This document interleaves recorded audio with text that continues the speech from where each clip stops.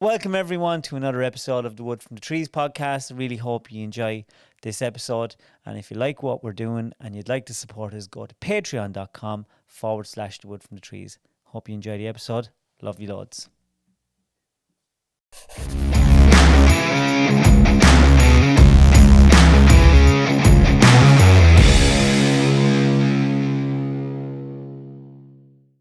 James, welcome back. Great to be here. Thank you very much. This is a frosty old day for you to tip down the road. I abandoned the wife and kids very early on in the day. I says, I have to get to David Cudding's. I couldn't believe you fucked off over the mountain. Yeah. Worst day of the year to do it. Right, it wasn't great now. Jesus, go home by fucking Athlone tonight. No. I like that road. It's like, as I was saying to Kyle, there's only one real bad spot and you come down and she's on a sort of a bend. And there's a stream. The stream. Yeah. I kind of touched cloth there a little bit, but I'll slow down on the ways back, you see. So you might get up the hill. No, little Berlingo over there, first, second, third, fourth. She's struggling on the best today, that poor little How was Christmas? It was very good.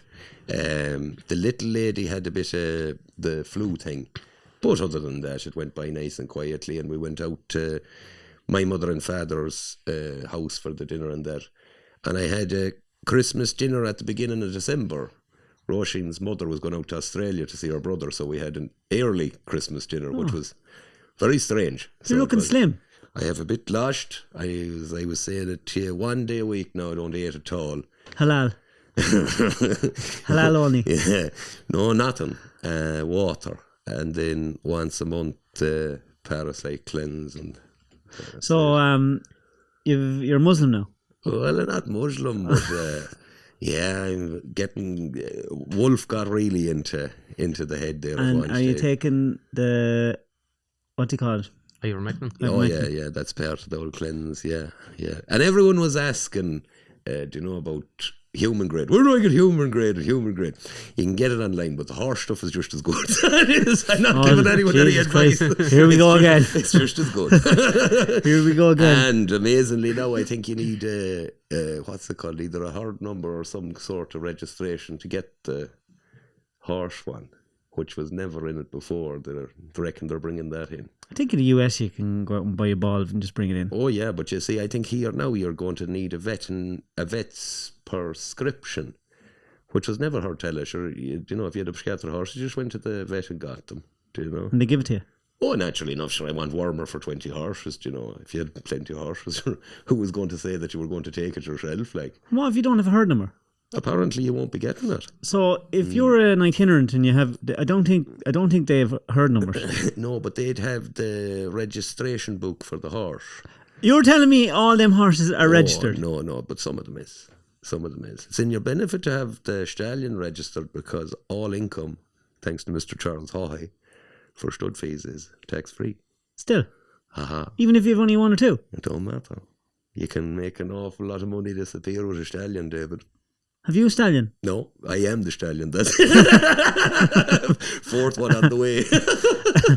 Well, I suppose elephant in the room, we'll get it up straight away. Yes. Do the Patreon every week. Yeah. You listen, you know yourself. And a couple of months ago, you went out. Now, I kind of missed all this. You went out to, what's his name? Yeah, went out to Captain Kieran Kelly. Indonesia, and then he put up all these videos and there was people asking, what's going on? And I says, look, I'm going to ask James himself if he can tell you. So can you give me an background of that? A rake of people got on to me had I heard about this fella. And I says, no. So I went looking into him.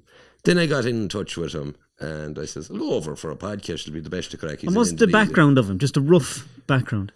Well, there's the background he depicts is that he's head of a multinational company and this, that and the other. There's another background as well, but I know as I says I'll go out and meet the man. So I went out and it was awful comical to me, but who paid for your trip? You need to get online. It's about €700 for a flight to and from Indonesia. And a 5-star hotel is about 90 quid a night. And I was there for 4 days maybe.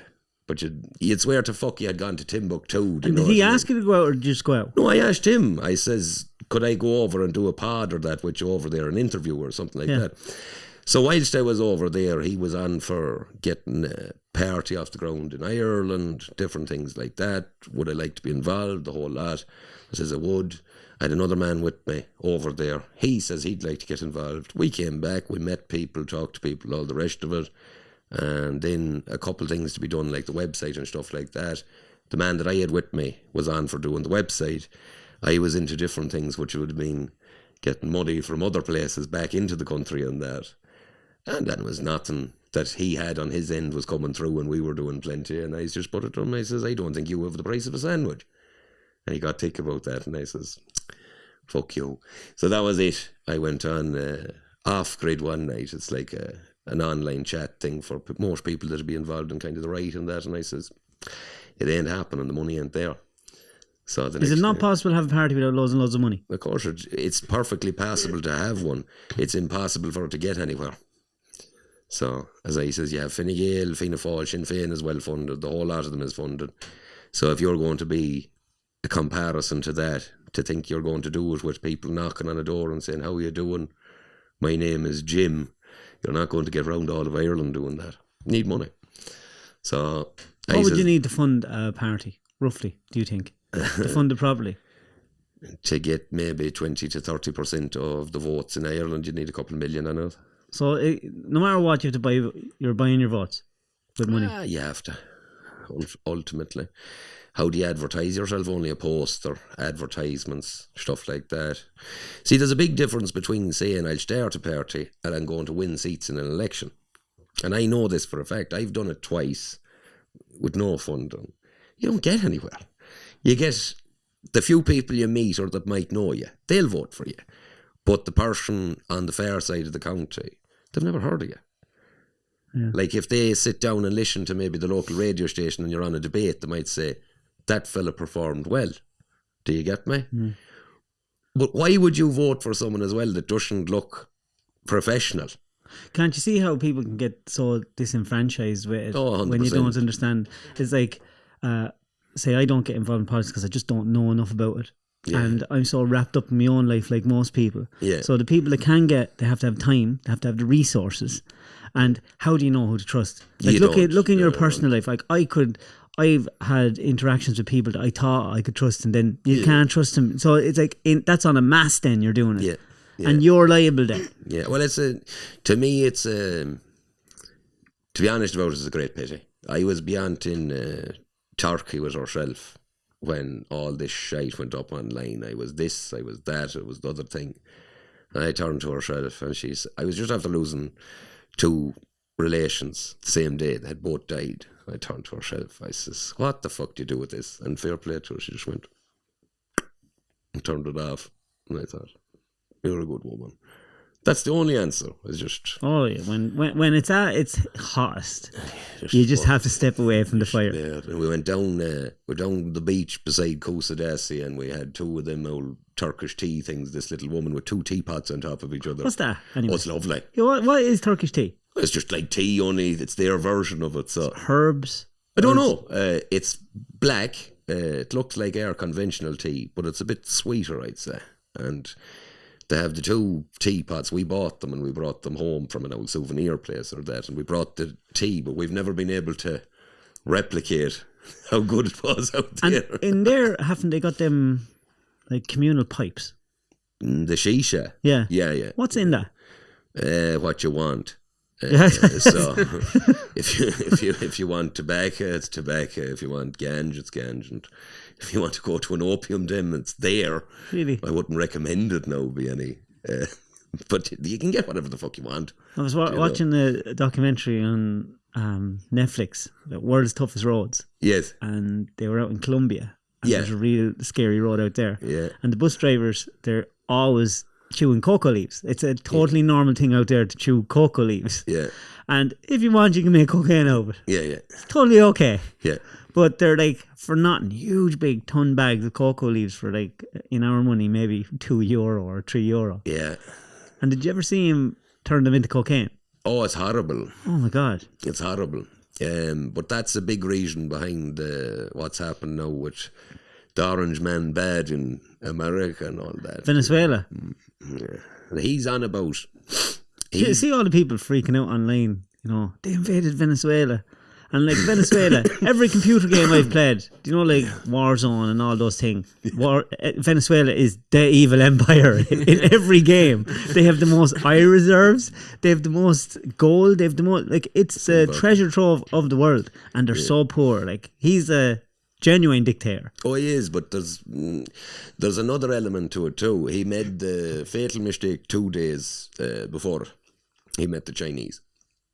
And that's where he met that was over. He met the Chinese and he discussed listing the oil in yuan instead of the dollar.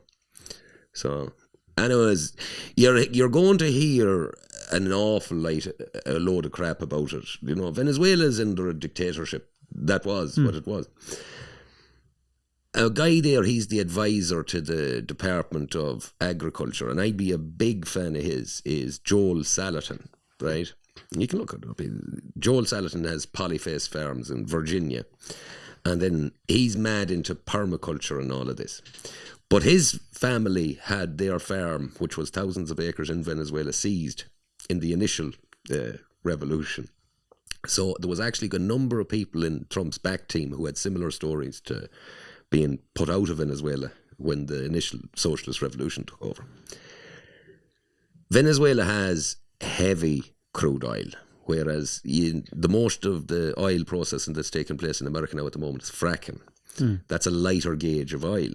But all of the refineries down the east coast of America, from the Gulf of Mexico or America, or whatever the hell you call it, up, are set up for the heavy crude. And the heavy crude is where they derive the diesel from. And the American... Do you not get diesel from fracking? It's not ideal for it.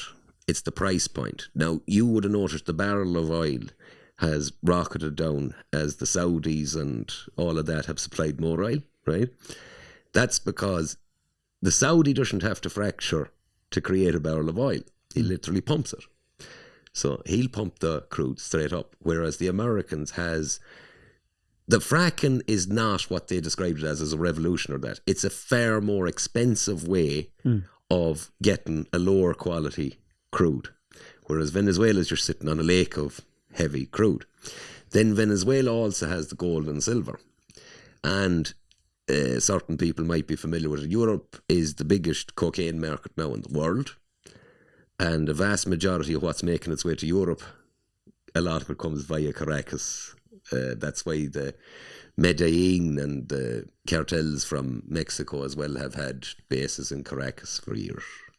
It's a convenient place because if you think about the supply into America, you have Mexico on the border and you have the Atlantic, right?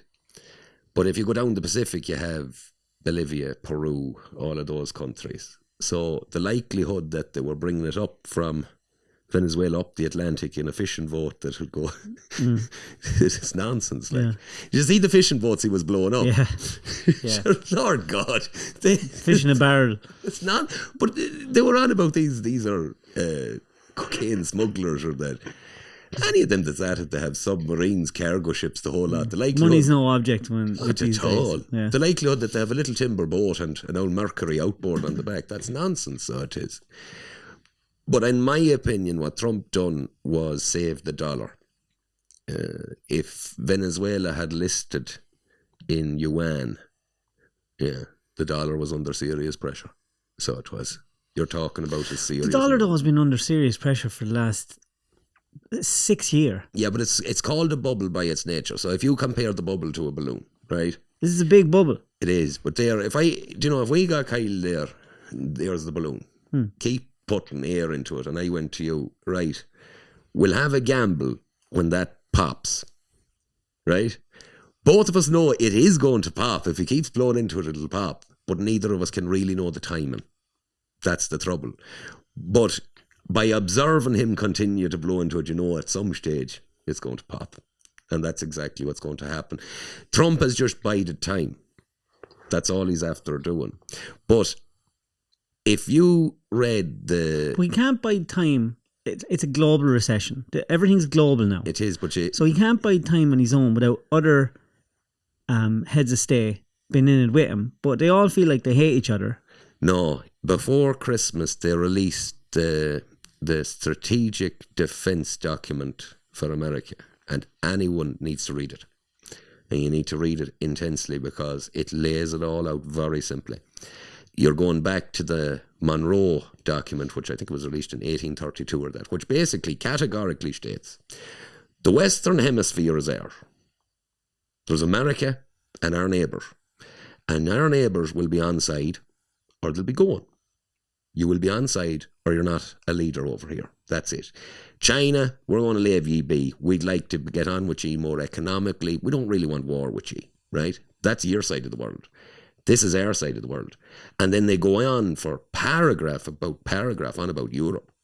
And they just describe Europe as irrelevant. Europe, give it 10, 20 years. European nations won't even be European. They're not reliable allies. We need to pull our assets out and leave them off to their own devices to die in their own time. It's a frightening document.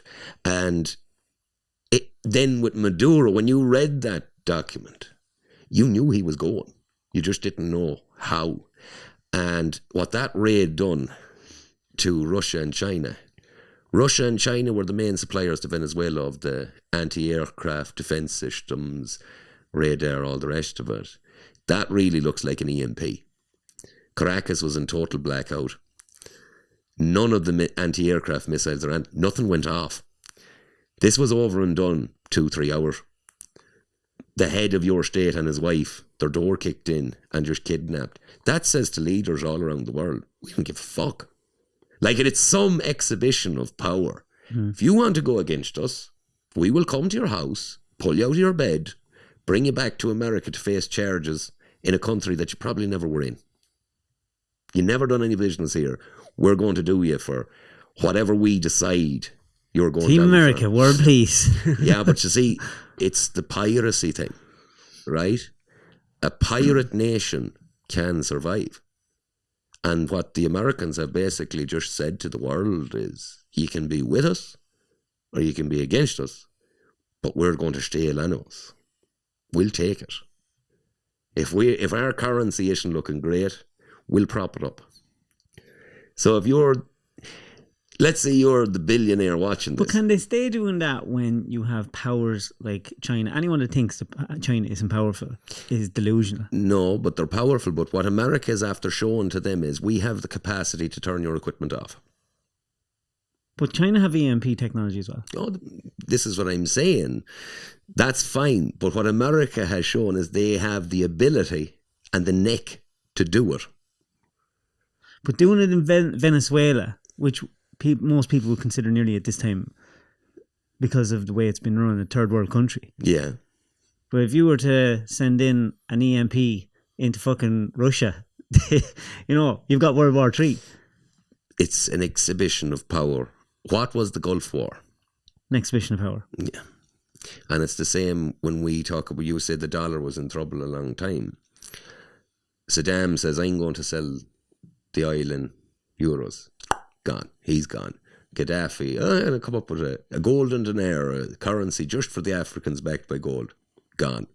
Now Maduro, I might list me oil in Chinese currency. Gone. They are showing the world this is the reserve. We keep our economy going on the basis that we can print our currency on demand. Right? China probably has the most bonds, US bonds in the world. Right? Yeah. Technically they own the US. Well, is America after saying to them, if you start trying to offload them, trouble's on the horizon. Since they invaded, I've been trying to keep track of, I'm dying to know what Putin has to say. About this? Yeah. Very little. Like, why is that? He'll hold back because... He's clever. What's the point in talking about it? He always gets his word in. Yeah.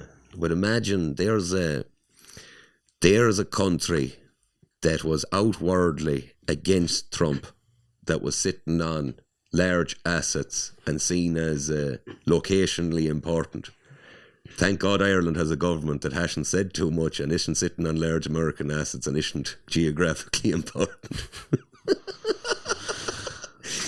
I'm telling you, we don't realise the extent to where this could end up. Greenland is gone. Why? He'll take Greenland. 100% he will. 100%. I don't think that'd happen. No, it will. Why wouldn't it? Largest deposits of rare earth minerals in the world. Is it Norway has it? Yeah, Norway. I'm not going to go to war with Norway. Why? Oh, sorry, I think it's Denmark, actually. Whichever one of them countries it is, they're not going to attack America. Oh. They're going to be told, there'll be an offer made. There'll be a financial offer made. And then if they don't take the financial offer, he'll just go, well, due to our national security, it's been deemed that you can fuck right off back to Europe where you came out. That's the Monroe document. It states this categorically. This is our backyard. You're not welcome in our backyard. And that was reinstated just before Christmas. The National Strategic Defence Plan. It was written categorically. Western Hemisphere is ours. The rest you head away. So do you reckon 2026 is going to have a load of big, powerful power plays? Oh, yeah. But to me, and God forgive me for saying it, isn't that a nice way to fight a war? Instead of hundreds of thousands of people dying at the hands of a drone blowing up Johnny he used to work on the farm and now he's out on the front line, they just go, well, look, we want it. And there's only one man that's really in control of it, so we'll just take him. All we seen was war last year. Yeah. But this is, you have to say, he's starting off by exhibiting to the world a different way of handling it. Like if you're China or Russia, do you know? The Americans has all the intelligence. He's basically saying to all the heads of the world, we'll talk, but if we can't talk anymore, we'll just take you out. Like, there's no international law with this. Do you know, he didn't go to the UN and go, well, I'm thinking about, from my own security, because they would have went, oh, no, you can't do that. What Trump has basically shown is, listen, I have an army. I'm Johnny Big Balls. Fuck the rest of you. Like they'll take the UN Security Council, Ireland on it. Oh, Lord God. Who's the head of the Security Council of Ireland? No, there'd be an Irish delegation out in the UN, but they're on the Security Council, which is a ridiculous notion. When you think you have America there, Russia, China, France, maybe the UK, and then Ireland going, oh yeah, and one other thing about Sierra Leone. Fuck off. And we spent so much money to try and get into that position. It's outrageous. I don't know. What did you think of Ireland giving Zelensky 120 million? Look, they're in too far. They're in too far. Ireland's in too far. Ireland has gone to a situation now where there's America that has the pharmaceuticals and stuff like that. Trump has basically said, not for long, they're all coming home. And I remember when they brought out Bertie? They brought Bertie out of retirement to talk about it. Yeah. And Bertie goes, I wouldn't worry about it because that'd take at least 5 to 6 years to... Well, now you're 2 years in. Do you get me? He didn't say it's not going to happen. He just says it'll take a while to do. So Ireland has basically brown-nosed with Europe. Now we're going to go down with your ship. That's all it is. Europe wants the Ukraine to survive. They're not going to. Europe wants to rearm. Europe's the dead man. You have America. There will be a very significant downturn. America will come out of it because their age demographic is all right. China, if they're left alone, will decline slowly because their age demographics are horrendous. You have now couples with one child because they can only afford one child, minding 4 parents because of the one-child policy. So China is actively lying about how many old people are in their country. They still don't have the one-child policy, do they? Oh no, it's gone now. But what happened was they limited to a one-child policy. Now, a replacement rate is 2.1. One child means that you reduce your population by a half in one generation. But their efficiency levels in this one generation are out of this world. Efficiency. Whereas our efficiency is, we're never going to compete with them. No, but you see, at the same time, you're spreading the wealth amongst 1 billion people. So if you took the total wealth of China, and fair enough, they might have lovely magical trains and infrastructure of that description, but the average person on the street has 20 euros. Do you get me? So China's population is literally halved on the basis of you've only allowed 2 people to have one child. So you've halved the population. I heard some YouTubers saying, but they don't care about half their population. They mightn't care about them, but whereas we have a social structure where it costs us a lot of money to care for the small amount of people that we have. But sure, that's an aging population. But the same thing is in China. And China doesn't have a welfare option for these old people. There are 4 parents relying on the daughter and the son, to mind them, and only one coming behind. So what you're looking at is the working people being robbed by the top and the bottom. So I think China, if China's left to their own devices, they've built cities, there's no one going to live in them, ever. There's no people to live in them. All these mega cities that they built was done on the basis of, we need more cities for all the people who are coming. They're not coming. You have people going around now in China with 3rd level degrees delivering food because there's no jobs for them. I'm telling you, the economic outlook is very bleak. Very bleak. Well, just say, hypothetically speaking, yes, we have this enormous economic downturn. Yes. Right? And half the place is starving. 1920s sort of shit. Yeah. It doesn't play out the same as it did in 1920s. No. Worse. In what way? Because in the 1920s, people were closer to the land supply. Yeah, that's what I mean. Like, in that way, it's worse. But if you're, say, an Irish, or you're in the Western world, yes, we're so used to our our rights and what we're supposed to get and what we have to get and we'll be looked after. And people are somewhat lazy. We wouldn't know how to fucking feed ourselves if the shit hit the fan. No. But if you're out in China, they're still going to keep their main infrastructure going because they'll tell their people what to do. Oh, you're talking about the kind of hierarchical government and all that. Who do you tell? You see, David, who do you tell when they're dead? You have to remember this part. This is happening not only in China but throughout the Western world. You have a glut of older people, very few younger people, and the vast majority of the younger people are totally disinterested in the system because there's nothing for them in it. Because the older people are just keep hold of that house and the price it's going up, rent it out to them, take every fucking penny they have. But eventually the young person goes, I don't like the game. The game is shit. So I'm just going to stay in. But the young person now has the option to do that. There's never been a time in history where this was possible. With wars, world wars, it was world war after world war. Yeah. Where men were just culled. People, the population levels just always were wiped out. Yeah. But now we're in a situation where we've never had as good a 60 years, 60, 70 years, 100 years even. Yeah. And this is going to be the first time that everyone's just standing there going, if a hard time comes, what way does it play out? Because we have technology, we have population decline, and we have governments that are out there like China and Dubai. They will do better out of something bad like that because they don't care about their people as much. I don't agree.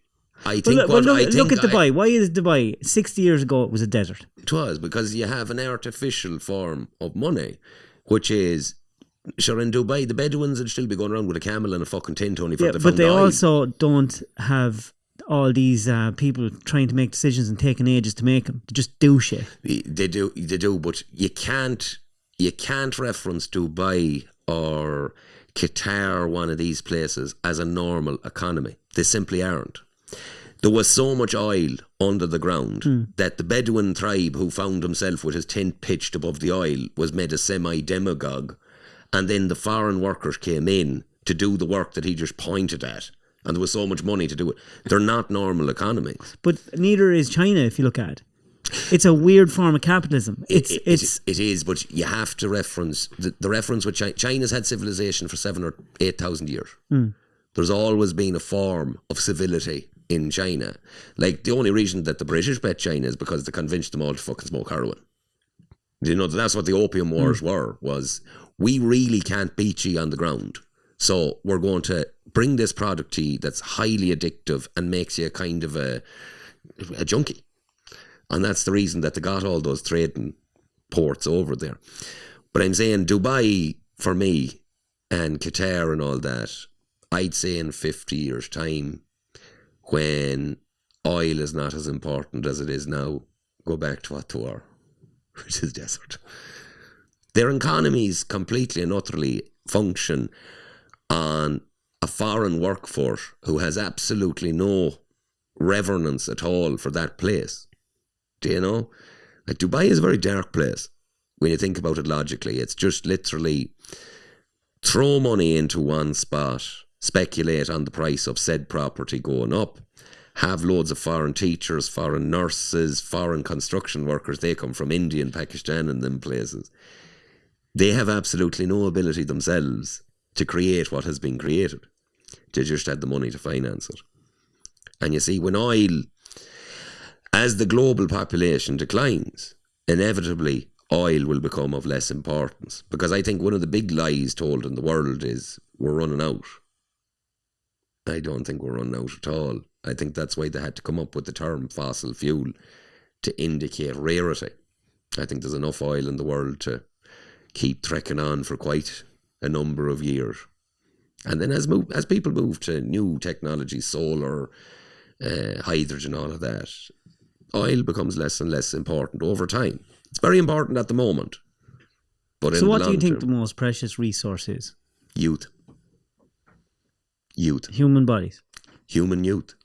Because there is going to be a global demand, a global desire to get youth to your country.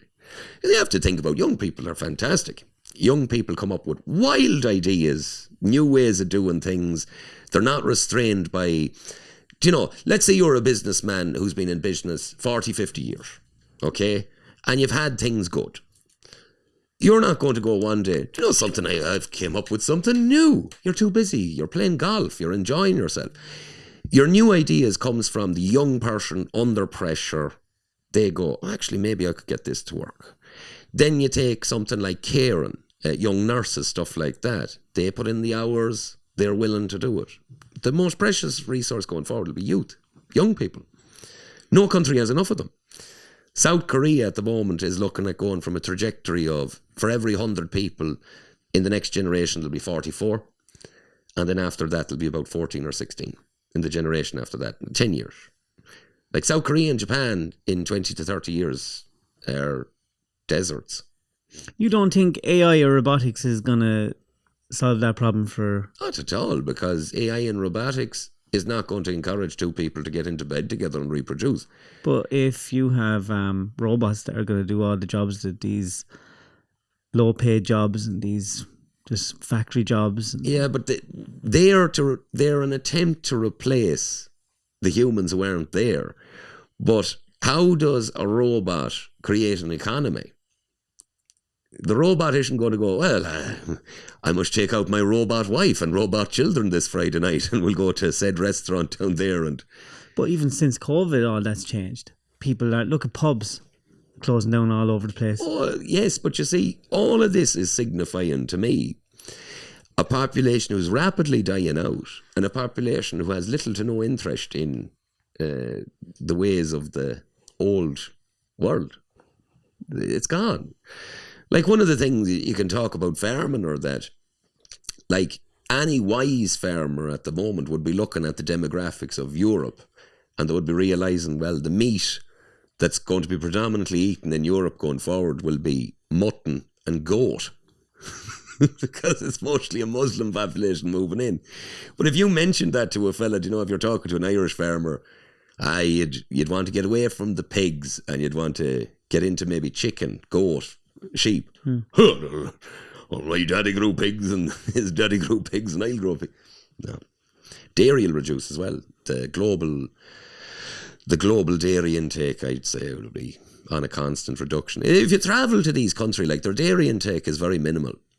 And I seen that in Turkey and a few of them other countries over there. They drink their tea or their water or their juice. It's very little dairy. Like the Turkish ice cream is goat's milk. So it is. In China, they don't eat a lot of dairy either. No, they have to try and encourage them. And there was a big thing, a big campaign in China trying to encourage potatoes. Because traditionally, rice is the main thing there. But you can grow more carbohydrate with the potato in a smaller area than you can with the rice, and they were less water as well. Yes, and they were really trying to encourage potato growing, and it was just not taken off, you know. But Japan is an interesting one. You can get a rural house now in Japan for €500, and I'm not talking about a fucking cabin in the woods type thing. You're talking about a family home, because the taxes. Same in Thailand. I was watching a documentary of people, a lot of English people who go to Thailand, and they can sell their house in the UK and buy this mansion villa in Thailand and live for half nothing because the food and services are so cheap. Yes, yeah. Same when we were in Indonesia that time. I was kind of doing the comparison of it. A package of cigarettes here that you're paying maybe 17, 18 quid, €50. It worked out for meal for 2 people. So one evening, myself and the lad that I was with, we got 2 steaks, 2 desserts and 2 beers, 19 quid. They weren't bad steaks though. You had do you know where they come out on the slate and it's pure hot, and you have the chips and all this stuff around it? Yeah. So you can live in them countries for very little. But the point about it is, then if you encourage that to happen, what you do is you take the wealthy individual, the older wealthy individual, and you move him out of the country. The fella who might have financed young entrepreneur. That's happened in every country that raised taxes on wealthy people. They just move their money. Sure, it's happening in the UK. The amount of them now that's going to Dubai and them places is outrageous. But where does this leave the young person in Ireland? Because in my opinion, I think you're going to be amongst a very old generation very quickly. There's not going to be all this creativity that they're talking about and all that. I just, in my opinion, I think it's abandoned ship for a lot of young people now. The demographics don't work. But sure, I'll tell you how remarkably stupid they are. For the last 30 or 40 years, they have encouraged the idea of toxic masculinity. Do you know? Well, you can't be aggressive. Do you know? Sit there in that corner, Johnny. You can't be aggressive. And you can't talk out of turn and all of this. Try and get masculinity down to it. And then all of a sudden, Putin goes into Ukraine and Europe looks around and they go, okay, guys, a few volunteers there to go off to fight in the Ukraine. Huh? You're after telling me for the past 30 or 40 years that by being a man and being aggressive and that, and now you want me to get in a tank and head out. No. All of this stuff adds up to a point of no return. And in my opinion, the point of no return is now Europe will not be able to raise a voluntary army. They won't be able to get the volunteer numbers for the army that's required. Now that ends up with one thing, which is conscription.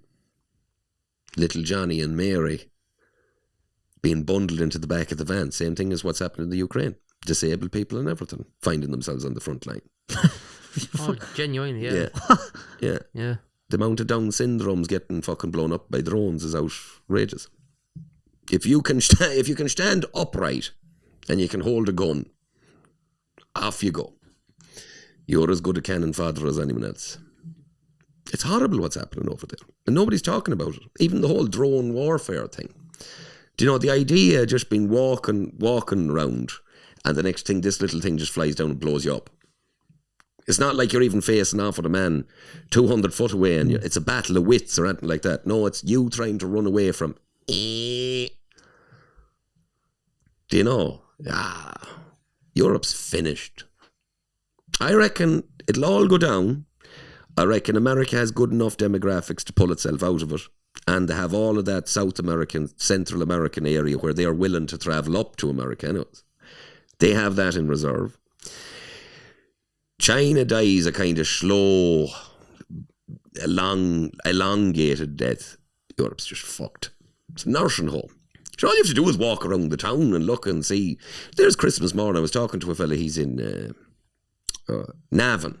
He's in an estate in Navan. He says Christmas morning, there was one Polish child, he says, going around on a scooter in an estate. Like, if you don't see where that's going, how many houses in the estate? A couple hundred? And there's one little dude happy out, I'm going around on my scooter. Sure, go back when we were kids. Christmas morning. Everyone, if they got a new bike or that, they had to show it off. They were up and down the road, and that was in rural areas. So you can imagine what the estate and what the street in Dublin and all that look. This is all systemic of a dying culture. You see, I live in a village. Yes. Up the mountain. Yeah. And it's a bustling little village. Yes. Huge school, loads of kids. Yes. And I don't see that. Yeah. You know, I just see, I see all the problems that we have in society. I think media plays a huge role in not telling us and we not knowing what's going on. And we make horrible decisions as a country because we don't have all the information. Well, let me hit you with the question now, because it's the question a lot of people isn't willing to ask. Yeah. Loads of kids in the school. How many of them are what you might refer to as classically Irish? In our school, a lot. All of them. Well, I'm glad to hear there's some place like that, because there's nothing. This is just the way it is. But you're going to have most foreign nationals are all going to go to towns and cities. They're not going to want to be in a village up the fucking mountain. So it's not a good, example. Yeah. But I'm just saying, for myself, I think I would not like to think. I don't want. Maybe I'm just saying this because I don't want that to happen. But I would hate to think that Europe is dead. Yeah, but you have to. It's mathematics, David. Censuses, the whole lot. There's a reason why Europe, you can like it or lump it or say it's wrong, this, that or the other, but there's a reason why they opened their borders. And the reason for it is pensions.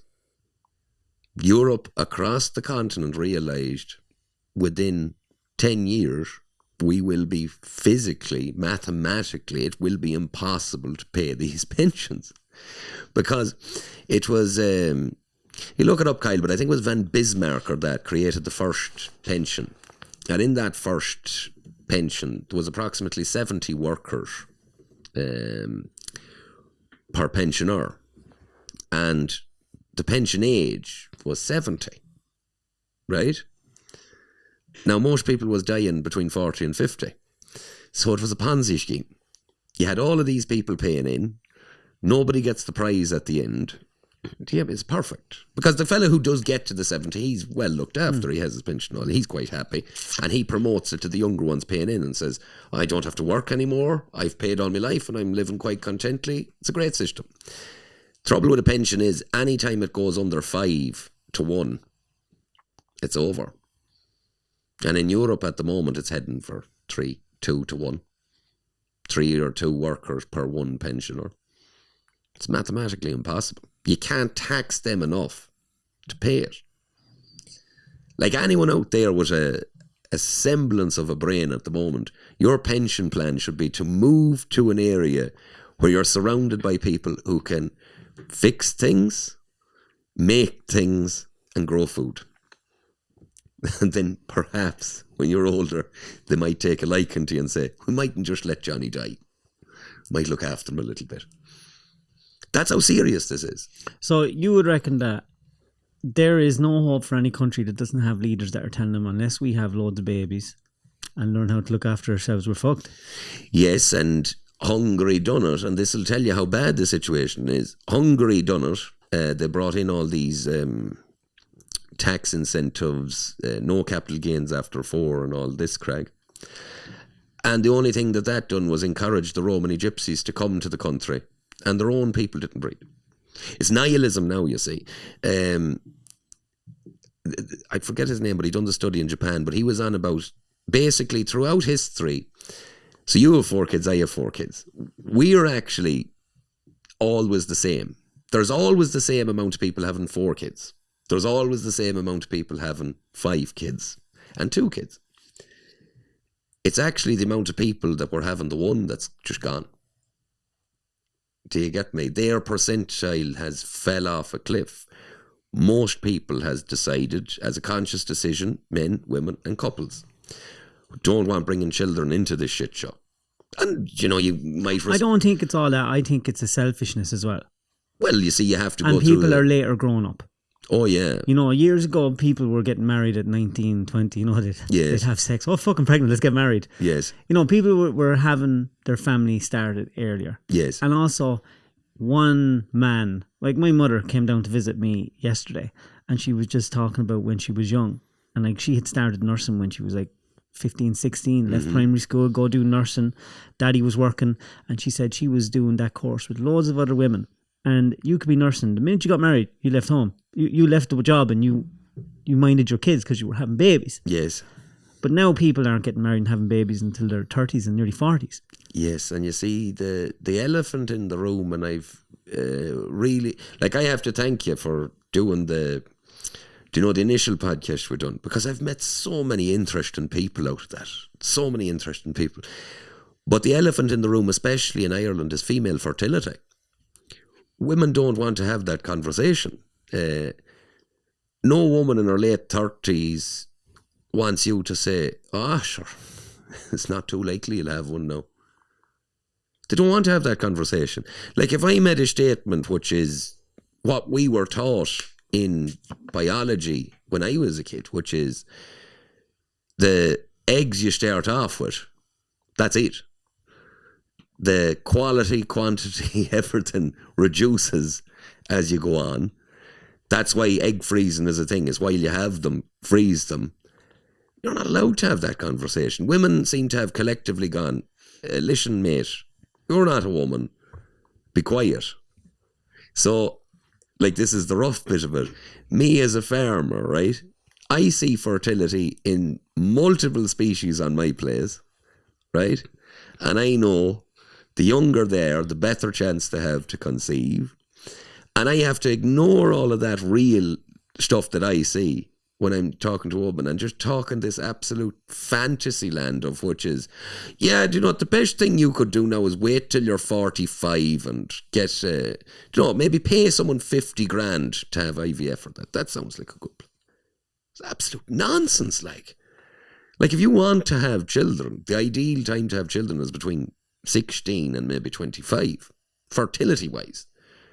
Any fertility doctor is telling you any other way, lying to you. And that conversation, most people can't have it, because most people are kind of like, oh, well, do you know, I have a brand or I have something, and it might be better just to be quiet on the fertility thing. But we're brought up, everyone's been brought up in a culture now. I have kids. I'm in the middle of it all. Yeah. Family isn't the most important thing. Yeah, but it is. You know, I know it is. Yeah. I know it is because I'm in it. You know, I can see it. Yeah. But it's hard to see it. Yes. You know, you have to be in it to see it. And if you're growing up and you're been told you can have it all and you can go here and you can enjoy this and you can live the good life, and you're not going to settle down. You're looking around going, look at the hardship she has. Look, I'm getting to go out all the time and I'm getting to do this and I'm going out with the boys and I'm drinking, and I don't want to be fucking in a life of fucking servitude for a heap of kids, because you don't have them. You don't know what it feels like. Yeah. Whereas back years ago, it was always the family unit. Yeah. Now, I know it had its problems years ago. Yeah. But it was one thing that the Catholic Church got right when they needed to get the population up. Yeah, but make babies. Yeah, but they knew the importance of a replacement rate before most people did. They did, yeah. They knew they had to get the numbers up. Well, the magic number is 2.1, right? That is to maintain, not to grow. This is where a lot of people gets it wrong. They think 2, you know. No, you have to account for the 0.1% that'll be lost. And you have to account for, and this is a very, only in the last, I think, 20 or 30 years. I don't know what the numbers exactly are, but college now, it's totally normal to be in college and you're 30. Yeah. You're not hitting the workforce. You're not making money until you're 30. Yeah. Whereas people used to be making money from time to 20, 25. You see, we are in an absolute demographic crisis and no one's talking about it. No one is talking about it. It's even do you know the point you made earlier on about the school? And I'm delighted to hear that. The school, and it's all Irish babies. It's wonderful to see. But the mathematics don't reflect that. And then you go down to where I am, and it's an older generation of rural farmers who are unfortunately dying out. And there's very few families with the children to replace them. So the classic situation that I'm seeing far too often up there now is farm with house for sale or rent. Do you get me? All of this land is being consolidated by a few larger families, etc.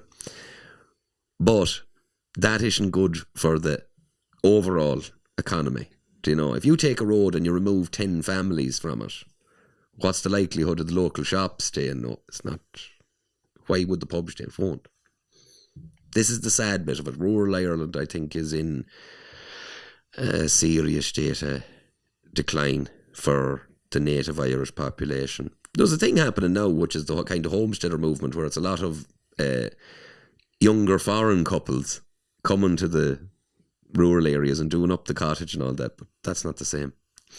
Have you not seen a little bit of a change in the tone out there, especially on social media and when you're chatting to people, since we done maybe the first podcast, of people are not as afraid to give their opinion anymore? No, they're waking up a bit. But you see, the fundamental point of it, David, and I remember having great conversations with total random people after that first podcast or that. And they says, I must look into that. And I'm thinking to myself, yeah, but it's a highway to a black hole that if you're not cognizant enough to look into it, it's like you put a question to me in that, do you not see anything good? And I says, I do, but it's after. There's this massive population globally now at the moment that's just about to fall off a demographic cliff. You have all of these people becoming older at the same time, and there's not enough young people to care for them and look after the younger generation. I was in a yard recently, and I felt very sad looking at it. It was a young girl who is working on the family farm to get it. She's in her mid-30s, and she's following round a fella in his 70s. She's put her life on hold to get this asset. And I says to him, when will herself take over? Sure, when I pass on. And I thought, you selfish cunt. She's not going to have any children because she's been carrying fucking buckets for you, because you wouldn't one day go, do you know something? You're carrying buckets all your life. There's it. Have at it. But what's stopping her from having a baby? She's there being held to that place. Telling you. But that's her being selfish then. Like if she could go off, look, I'm not going to try and get this, I'll fucking go and live my own life. Yeah, but a lot of people get caught up in that too. Well, you see, it's the greed for land aspect of it. But where I see that ending up is, that ends up in another demographic cliff, which is, she'll die on that place. She'll have worked all her youth on it to get her, and she'll die on that. There's no one coming after her. That's been happening in rural farms though a lot for fucking 150 years. Yeah, but I'm telling you, it's just the demographics, David. It's the demographics are not there. And this mass migration into Europe was the last throw of the dice. If we can get enough of them in, we might be able to pay the pensions. And the unfortunate reality is now we've been played. An awful lot of them are coming in, is staying in the hotel and smoking a roll-up. And Paddy is paying for it every week. And we're thinking, oh yeah, they'll look after the old people. And he's saying, no, I won't. I'm here for the free shit. I'm here for the hotel room. And I'm hoping that you'll give me a house. And when you give me the house, I'll bum around. So in your opinion, follow the logic, what do you think is going to happen? Massive economic decline very rapidly for the European area first. What Trump and them has done is basically shown that they're willing to do what they're willing to do to maintain their currency. I think the euro's frigged. I really do. Same, you know, the last time I was saying it to you, I says silver and gold will be the exemplar of it. Sure, silver is up 159. It's nonsense. Like that rate of an increase is totally indicative of a currency that has no value. The euro, the dollar, any of those currencies, they have no value. Why would you want them? They've lost. The dollar, since the Federal Reserve was founded, has lost 99.1% of its value. And people think, no, they won't come for the last 0.9%. No. How much has gold gone up in the last 5 years? Since... Check it up there. Sure, it'd be 5 years ago, it would have been maybe $1,100 to $1,200. And I'd say she's sitting at maybe $4 or $5 now. in around. Yeah. It's a horrid fucking percentage increase, like. And do you not think that there's no light at the end of the tunnel with some new technologies, energy, or? Yeah, sure. We'll have a little cult out in the west of Ireland where we'll make poaching and grow our own food and that. It'll be very interesting. Honest to God. Hey, if it got to a stage where we literally weren't going to survive unless people were making their own food, and we wouldn't have a population problem because they'd all fucking die. Everyone would die. Yeah. Starvation. Yeah. Well, look at. You throw around the word genocide. I think what we're looking at in Europe is a mathematical genocide. Anyone who couldn't look at this system 20, 30 years ago when all these pricks were on the news telling people about, this was simply going to be too many people on the planet and there'd be nothing for anyone to eat. Like that fella, Malthus. Malthus wrote a book. That's why they call it, you're very Malthusian or that. He just basically says, yes, well, the human population will grow to such an extent that we won't be able to feed them. And then, sure, that hasn't happened. Agriculture has time and time and time again been able to create more productivity and feed the people. And then you had all these ones, well, actually, the world is on fire. The global temperature, it'll be totally unbearable. Again, hasn't came through. And all these doom and gloom ones encourage people to say, you don't have the kids. The best thing you could possibly do for the environment, no kids. And even better, kill yourself, because you'll save all that carbon. They've won out. And thus is the end of Western civilization as we once knew it. So do you think there's any civilization out there that's doing a good job at it? The Amish. The Amish? Great lads. Picked a point with technology. Stuck there. Didn't go any further. That's good enough, right? We'll stick with that. We can feed ourselves. We can clothe ourselves. Their population is growing every generation. It doubles. So you'll have the Amish and the Mennonites. Then in Africa, sure, a lot of them tribal people as well able to live off the land. It's not the end of humanity, if you get me. It's the end of a lot of the systems that we've come to know as normal. Do you think we've just all become so wrapped up in our own selfishness? Yes.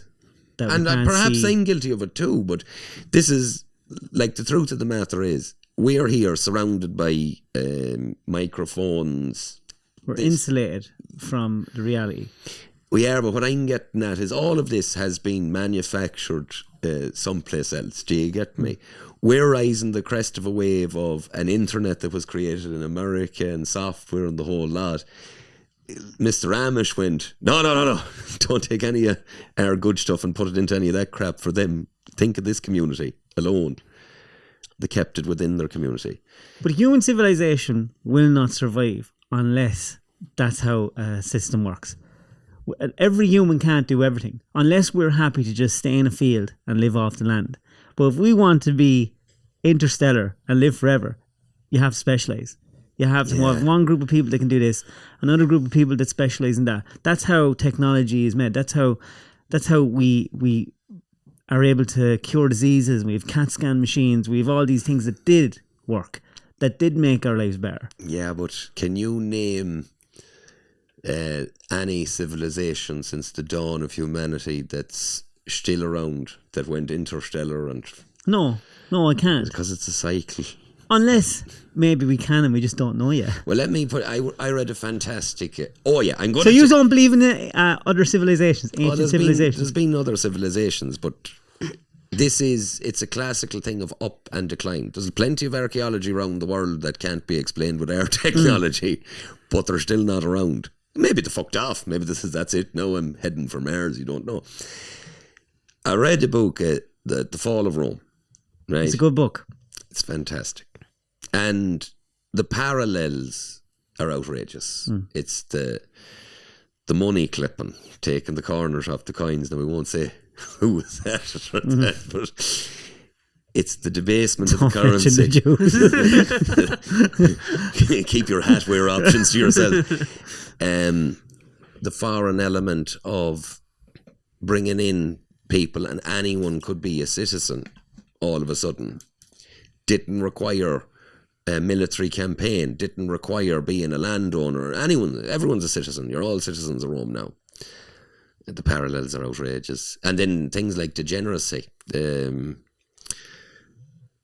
public displays of affection, we'll say, of all descriptions. Bread, circus. The bread is dole, welfare for all, entertainment for all. This comes to an end. And it's very sad. It's very sad because, like, when you go around Dublin or London or Vienna or any of them places, you're surrounded by all of this architecture that you think, my God, this was a golden era, and no. The positivity for me, because I'm sure there'll be people, and I seen one of the comments after the Lash, but fucking he went so many hours, and he had one good thing to say, or that, positivity is your family. Face into this, tell your kids to have their eyes wide open to where this is going and all that, and possibly have self-sufficient lifestyle, or encourage them to be very intelligent. That they're not like these clowns, and I see them on the television every day, that are just like, oh, hello, how are you? Everyone's fine. Well, I think it's like we have to live our own lives. You plan for the worst, but you expect the best. Yes, yeah. What are we saying? Did you say something? No. Sorry, I think I'm hearing voices. That's all right. But I do have the percentage. Yeah, what is it? It's risen by 30%, roughly 20 to 30 over the last 5 years. Which percent is that, Kyle? Sorry? For the gold. Oh, very good. Yeah. 20 to 30%. You're making money, so. Yeah. It'll be... Go on to bullion by post. Sorry? Go into the top bar there. Is that AI by any chance? Yeah. Go into bullion by post, because I'll tell you a good one. I bet you there'll be a difference. I've noticed AI. I've noticed AI talking a lot of shite lately. Yeah, especially on economic stuff. Bullion by post. A little plug here for the company. I often use bullion by post myself. If you go into the graphs, where are they now roughly? So I only use it on the phone. There'll be charts up the top. There is anything about charts. Grams, kilograms. No, go down. You see that price charts? Oh, sorry, yeah. Hit price charts. Yeah. Now go on to gold, and there should be an option there for time frame. That's live today. We'll go 5 years or 10 years or that. 5 year. There we go. Okay. So there, if you zoom in on that green number there, so it should be. What's that? This is. Yeah, there you are, 133%. That's your AI now. Yeah, people has to be very wary of that. I'm watching AI lately. It's only in the last month or two. Yeah, 2 months. What's that about? Because they're trying to keep the currencies going. If you ask it questions about currencies, it'll go, oh no, everything's fine. it's okay. It's only gone up 30 or 40%. We even notice we use AI a lot here. And his AI, same company, same ChatGPT. Yeah. And ours are totally different. Yeah, it's weird actually. My one doesn't talk as much shite as his. Yeah. I'll tell you a good one, because I'd have a bit of knowledge with metals, and silver, graphene can replace a lot of the necessity for silver. What's graphene? It's a new type of element that's being developed. There was a lot of money put into it. It's a new element? Yeah. It's a different kettle of fish altogether. Is it an alloy or an element? An element. Look that up, will you? Yeah. You can look up the graphene thing. But anyways, at a certain point, at a certain silver price, graphene becomes logistically profitable to replace. So you put in the graphene and then lower the element of silver in that.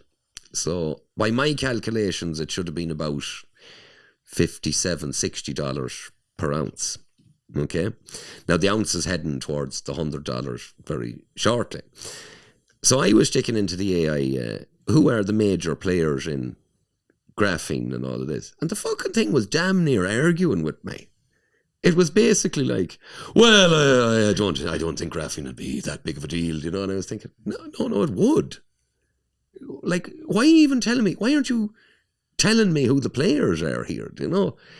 And this is maybe 3 weeks ago, I was realising, something has changed here. This thing is fucking trying to throw you off entirely. Like 6-7 months ago, it used to give you very good stock advice and say to you, well, that's a great question and all this. Whereas now it's, no, I don't think so. I noticed that when I started asking it stuff about China, yeah, it started filling me with not only shy. Yeah. Like just.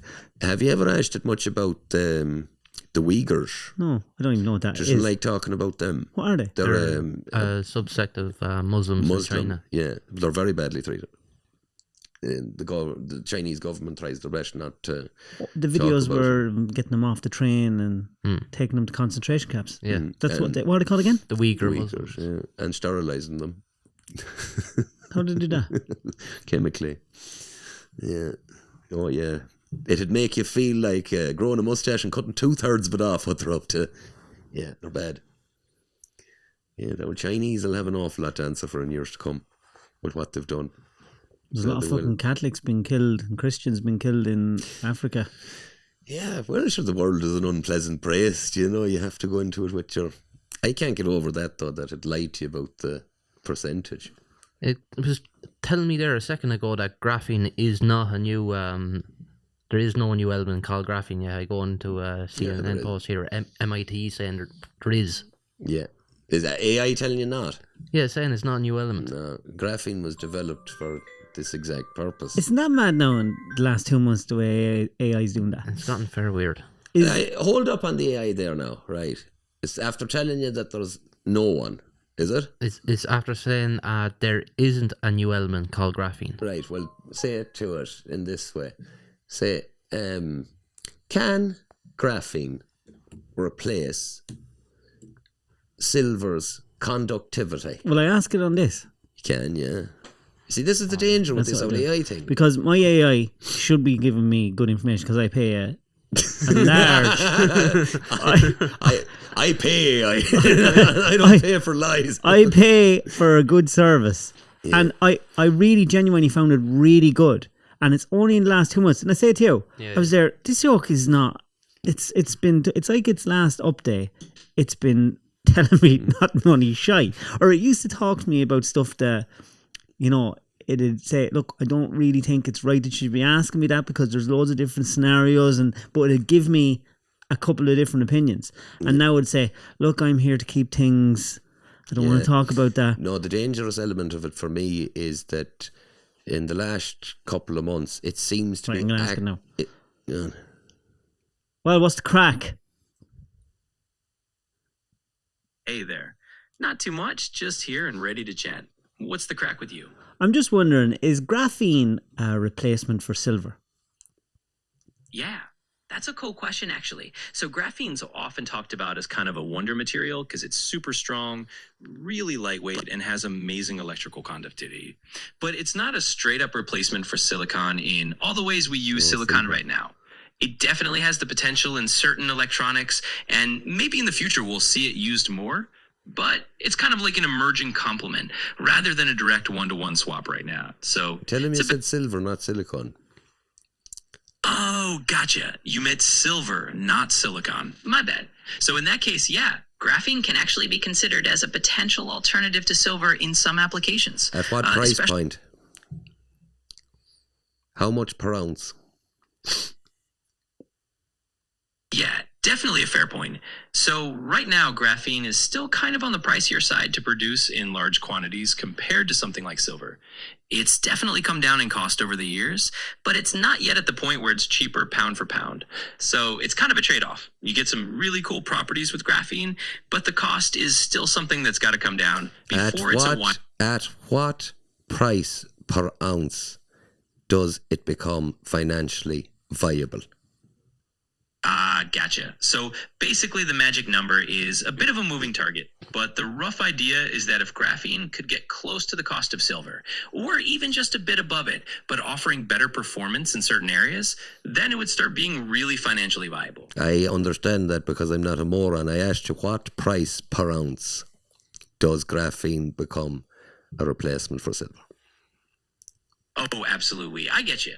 To put it in more concrete terms, from what I've seen, if graphene could hit somewhere around, say, a few dollars per gram, let's say maybe $10 to $20 an ounce, or even less, then it starts to become really competitive with silver in certain applications. So that's kind of the ballpark we're talking about. Does $57 look realistic in a hyperinflationary economy? Yeah, that's a really interesting angle. I mean, in a scenario where everything's inflating like crazy, $57 might not even mean the same thing as it does now, right? So in that kind of hyperinflationary world, if everything's skyrocketing, then yeah, maybe that price would look more realistic. It's all kind of relative. But for now, in a more stable economy, we're still looking at bringing graphene down to a much lower cost to really compete. Are the Chinese killing Muslims? That's a really serious and sensitive question. There have indeed been widespread reports and international concern about the treatment of Uyghur Muslims and other minority groups in China, particularly in the Xinjiang region. Various human rights organizations and governments have raised alarms about large-scale detentions and other repressive measures. It's definitely a complex and heavy topic, and it's good to approach it with a lot of care and awareness. Thanks, William. That wouldn't answer that for me the last day. No, but he's not answering you on anything there with regards to currency. I'm telling you, they're trying their best to keep this shit show on the road. They really are. They're trying their best not for you to identify where to put your money next. I have a couple of questions for you. Right. People sent in. Yes. These are Patreon members that have sent in questions. Awesome. So while we're talking on gold, Thomas McCarthy asked, what's the best place to buy gold? Is there anyone others on gold here? Well, Thomas McCarthy wants to know what's the best place to buy gold. If you're on about traceability and stuff like that, if you don't want people knowing you have it or that, take a little trip over to England or one of them places, jewellers, pawn shops, stuff like that, and buy it physically. That website there, that I'd use that in odd time. Do you know, it's... I'd find it difficult now to go to, because I wouldn't know what I'd be looking at. You could get rolled. That does it nicely. You have your... Goldbullion.ie are good. Yes, yeah, but you have your coin, you have... On them websites, you can look what... Now, what I'd be saying, if you're dealing with a pawn shop or jewellers, the little tester is a nice thing to get. They're not too expensive. And if you go for Krugerrands, which are South African, or Maple Leafs, which were Canadian, or Britannias, which are, yeah, you won't go far wrong because they're recognised all over the world. And then the Eagle, the American one, is the Golden Eagle, or that. Yeah, but that'd be gold. You want a tester, so you do. Garrod Ryan, what is your opinion on Trump deciding to take the Venezuelan president? We've already... I think we've said enough about it. Yeah. Patrick Birmingham's wondering, well, lads, question for James. What do you make of Anthony Casey? He's fine. I've dealt with him enough through my life, and we wouldn't see eye to eye on other things, but he's trying his best. He's trying his best. Brian Coppinger, well, David and James, my question is for James. The fancy people above in Dublin are saying that we are all overdue a recession. They say it's even 8 years that we are meant to have one. What's James' opinion on this, since everything else he has said before has come true? I think the analogy with the balloon earlier on, I think that's it. I think timing it is very difficult, but the way I look at it at the moment is there is a guy in the corner who's just blowing up the balloon. I know it's going to pop. It's just timing it is going to be very difficult. So obviously there's loads of people trying to make that balloon stronger so it doesn't pop for as long as they can. Yeah. What's the reason? Well, you're just after seeing the reason with Kyle there in the corner. If you have technology that's actively lying about the prices of currencies, they're trying to deny that the balloon exists. The price of gold, the price of silver, the price of farmland, the price of older agricultural machinery would indicate that the currency has lost, in the past 5 years, at least 60% of its value. So all of the assets have to reflect that at some point. And that's where the That's where Mr. Pascal Donoghue made the right decision by heading for the World Bank, because he's going to be on the side of the table now, handing out the loans instead of looking for them. By Pascal. Vincent Traynor, Evening Men. I had lots of hope for the Wild Geese as a realistic political opposition. It just seems the whole movement has evaporated. Our politicians don't seem to represent us anymore. They represent themselves and expect us to put up with it. What can you do to make a change back towards looking after the people and restoring communities? Thanks. Work in your community. Meet the people who are local to you and keep it on a very local basis. And if every small community around Ireland done that, a more clan, tribe orientated basis. That's a good way to live your life, though, isn't it? It's a lovely way to live your life. And like we done the thing after the podcast there, we tried at Conway's Farms or that. And loads of people from different places came together. But out of that, now I've made 6 very good friends who live locally to me, who I never really knew much about. And like, we're going starting up broiler chicken and veg and stuff, and we're all working together. It's lovely. Just keep it local. The Wild Geese thing was actually a very good idea, which was that the Irish diaspora around the world would fund on the ground political situation in Ireland.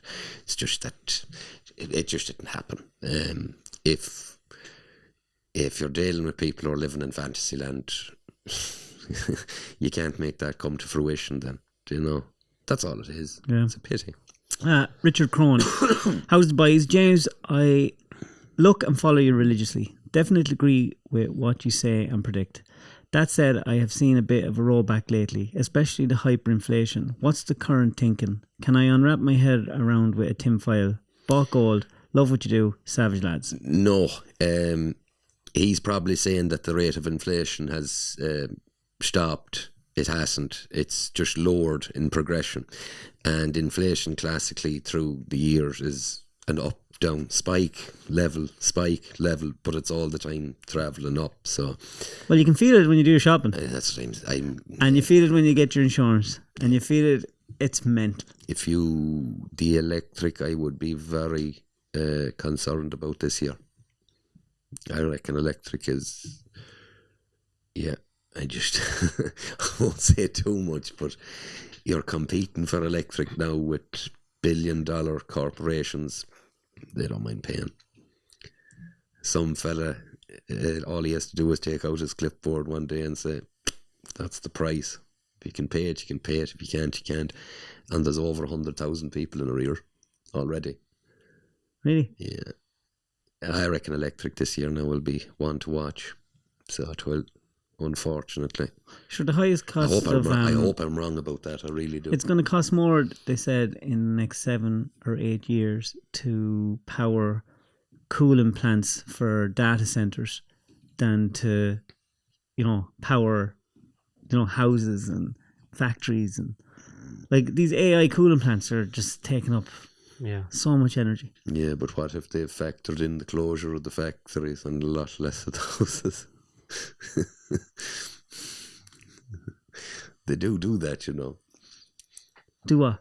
Well, if I was an electrical calculator for ESB or that, I would take the normal rate of debt in Ireland and then factor in the excess debt rate that's in it at the moment, and then I'd factor in the factory closures that I was expecting anyways, and I'd be able to lower that electrical demand and then look at the data centres that was open and just factor it in ahead of time, that they'd be taking far more demand than this area. It's like if you had, think of it this way, if you had a rural area and there was one particular road with 10 men over 70 on it and none of them had a family, and then there was another road with 4 young families, which one would you replace the poles on? Because I know where I'd replace the poles, because the young kids and all that are going to be charging tablets, they're going to be doing this, that and the other. The old boys is going to be maybe watching the television in the evening. I know where I'd replace the pole. You have to look that far ahead, you see. Yeah, there's a good one for you. All of them pharmaceutical companies that's in Ireland, they have factored in workforce, electricity prices, All of that across the board. And how many new ones do you see announcing now? Very few. Whatever about closure, they're not announcing the new ones. So than that. Kevin Kavanagh, what does he think about the local needs for when people applying for planning permission? I have a house in Arklow, Wicklow, but if I applied for planning, they would probably reject me because they say you already have a house. Thanks. They're not too concerned about new housing because, again, the supply is there. It's very hard to get planning. Yeah, it's deliberately hard because there's plenty of houses around you that will be soon unoccupied. And you're meant to be living in them. When you go into I've done a bit of looking for houses in the last 5 or 6 years, and the minute houses go up, they're gone. They are, yeah, but you see, even rural ones. Yes, but you're in the transition period at the moment where you're having the influx of newcomers into the country, and you have the older population that are just slowly popping off. That's increased since the jibber jabber, and that'll increase even more. I'm telling you, the government, believe it or not, the government isn't one bit worried about housing supply. It's way down on their list. That's where the young people in Ireland are very confused at the moment. They look at the government, they say, why aren't you doing more? And the government knows well there'll be no problem with it in about 5 years. 5 years? Mm-hmm. Jesus Christ, David. There's an excess death rate of between 30 and 40%, and no one's talking about it at all. 2% of an increase in death rate indicates a natural disaster. You have young people up and down the length of the country, they're up and dead. Weightlifters, marathon runners, GA players. Sure, for Christ's sake, Cormac McAnallen died years ago on the pitch and they named a trophy after the man. It was that rare. So not 1 week goes by now you don't have 3 or 4 sports heads. Gone. No one talking about it at all. Sure, how can you murder people and get away with it? The government will tell you how to do it every day of the week. Bastards. Bastards. And the next question is from Ignorant Bastard. He's dead right. Go for it. How are you men? James, couldn't have picked a worse day to come down the road with the weather. Any feared trunk kidnapped shower of pricks that run this country and let James and Co lead the way. On a serious note, what does James think we should all be keeping our own few cattle, pigs, chickens, etc., growing a few crops and grains, small amounts, hard to be viable at least. Meat would keep us ticking over if the shit hit the fan. Yeah. Look at how every bird catches the flu up around the border just before Christmas every year. Yeah. Look, if you're out in the countryside, you should be striving to be a little bit self-sufficient. That's all. We have a thing up there now, the honesty box. I keep enough hens now to keep ourselves in eggs. And then you put the excess out on the road and the neighbours take them, do you know? You're self-sufficient for eggs then, do you know? If shit did hit the fan, you could have an old wipe of lamb and a few eggs. You wouldn't die. It's not the diet of years gone by, but you wouldn't die. You should be striving to be a small bit self-sufficient. But the truth of the matter is, if they were on about rabbit or, sure, if it happened, we'd all go hunting. Sure, fucking every rabbit and deer in the country be gone within about 2 months. First thing I made was a few local dogs. Fucking nice. Kitty cat, come over here. I'm after moving into a new house, and it's like I was laying in bed and then going, "Oh my god, there's just not many dogs barking." Yeah, fair annoying. Yeah, you're not used to it. Holland during World War II. Did you ever see the Dutch famine? No. Yeah. Did they start eating dogs and cats? And horses. There's no word of that at all. And I was telling a fella about so we'll go talking about the Nazis now in a short while. They're good old crack, the bastards. Nazis brought into Ireland after the war, wasn't there? Yes, there was. We'll have a full documentary series on it, so I will. There isn't a county safe. Not one. Just Connemara was some area for them too. Give us a little bit of rundown of the Nazis that were brought over here after the war. Can you get a picture of your man, Otto? With old Otto there. The guy with the scar. Oh, what a dude. Head of the SS. Well, it was a good. There. That's the boy, Otto. Otto Skorzynski. Look at him. That man was the man who freed Mussolini. and he has the big scare there over his jaw. It's called a schmiss. They had secret societies, and one of the secret societies was very interested in fencing. Do you know, the sword thing? And you'd get the cut on your jaw, and then everyone in your town knew you were a real hard bastard. So this was the most dangerous man in Europe.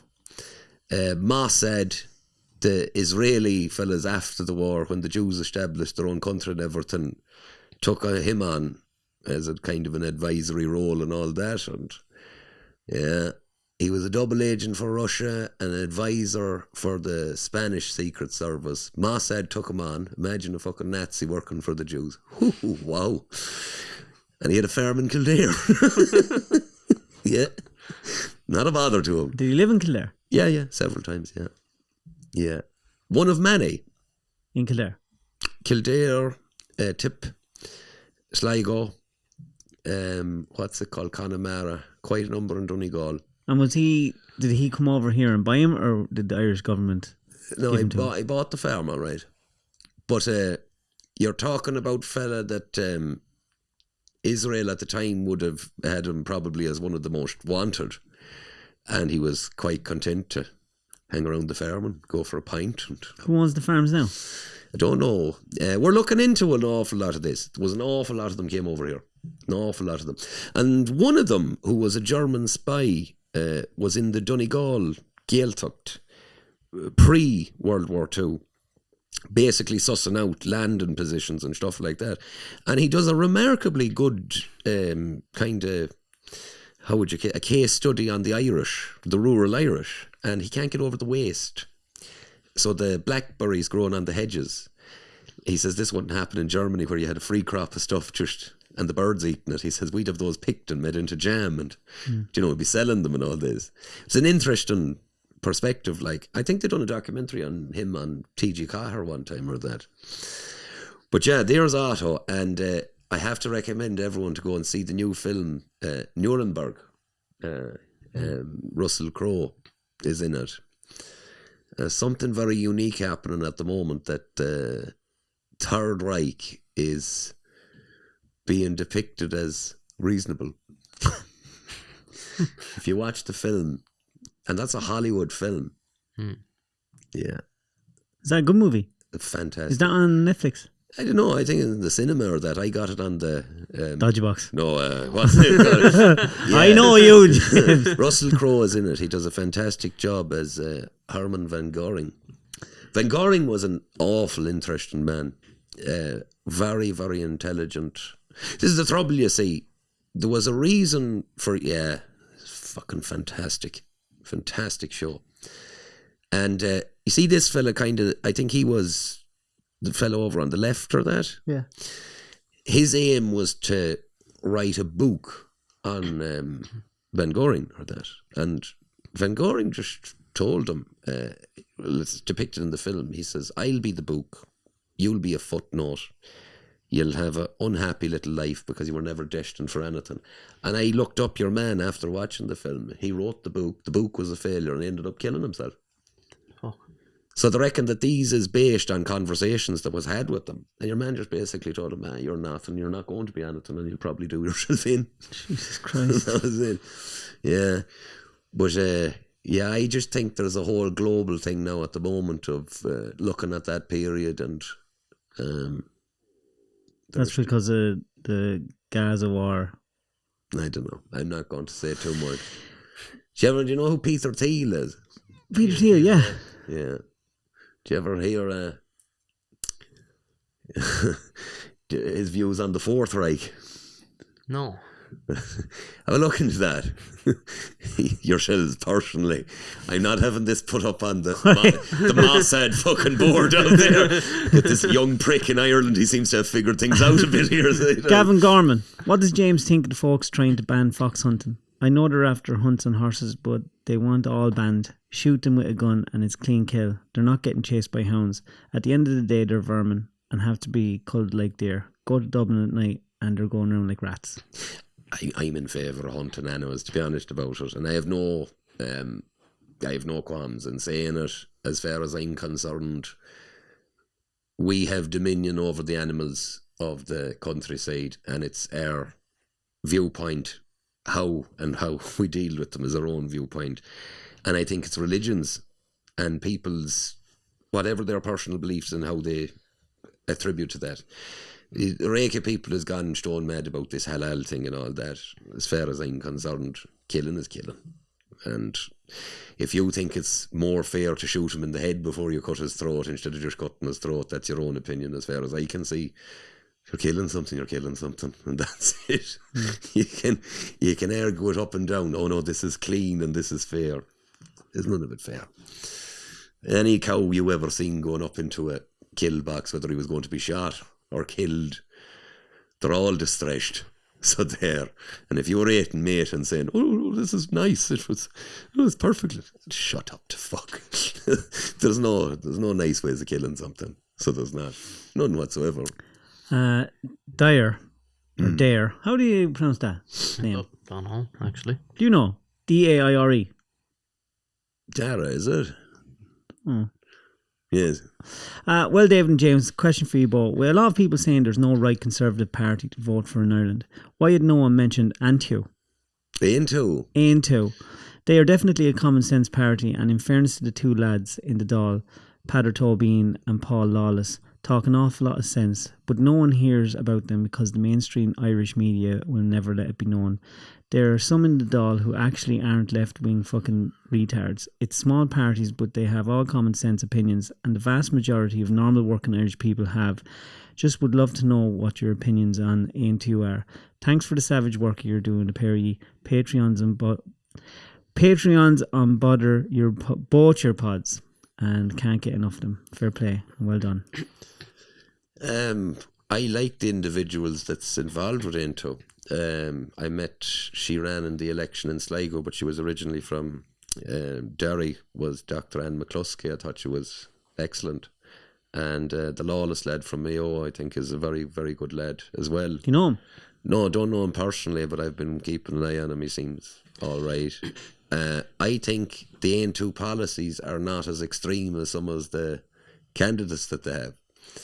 Because I view Aontú with the way the policy is written, it basically seems to be Sinn Féin minus abortion, if you get me. Whereas I think a lot of the ones, Lawless and that, would be better off with a more hardline approach to things. Do you know? Yeah, that's my viewpoint on it.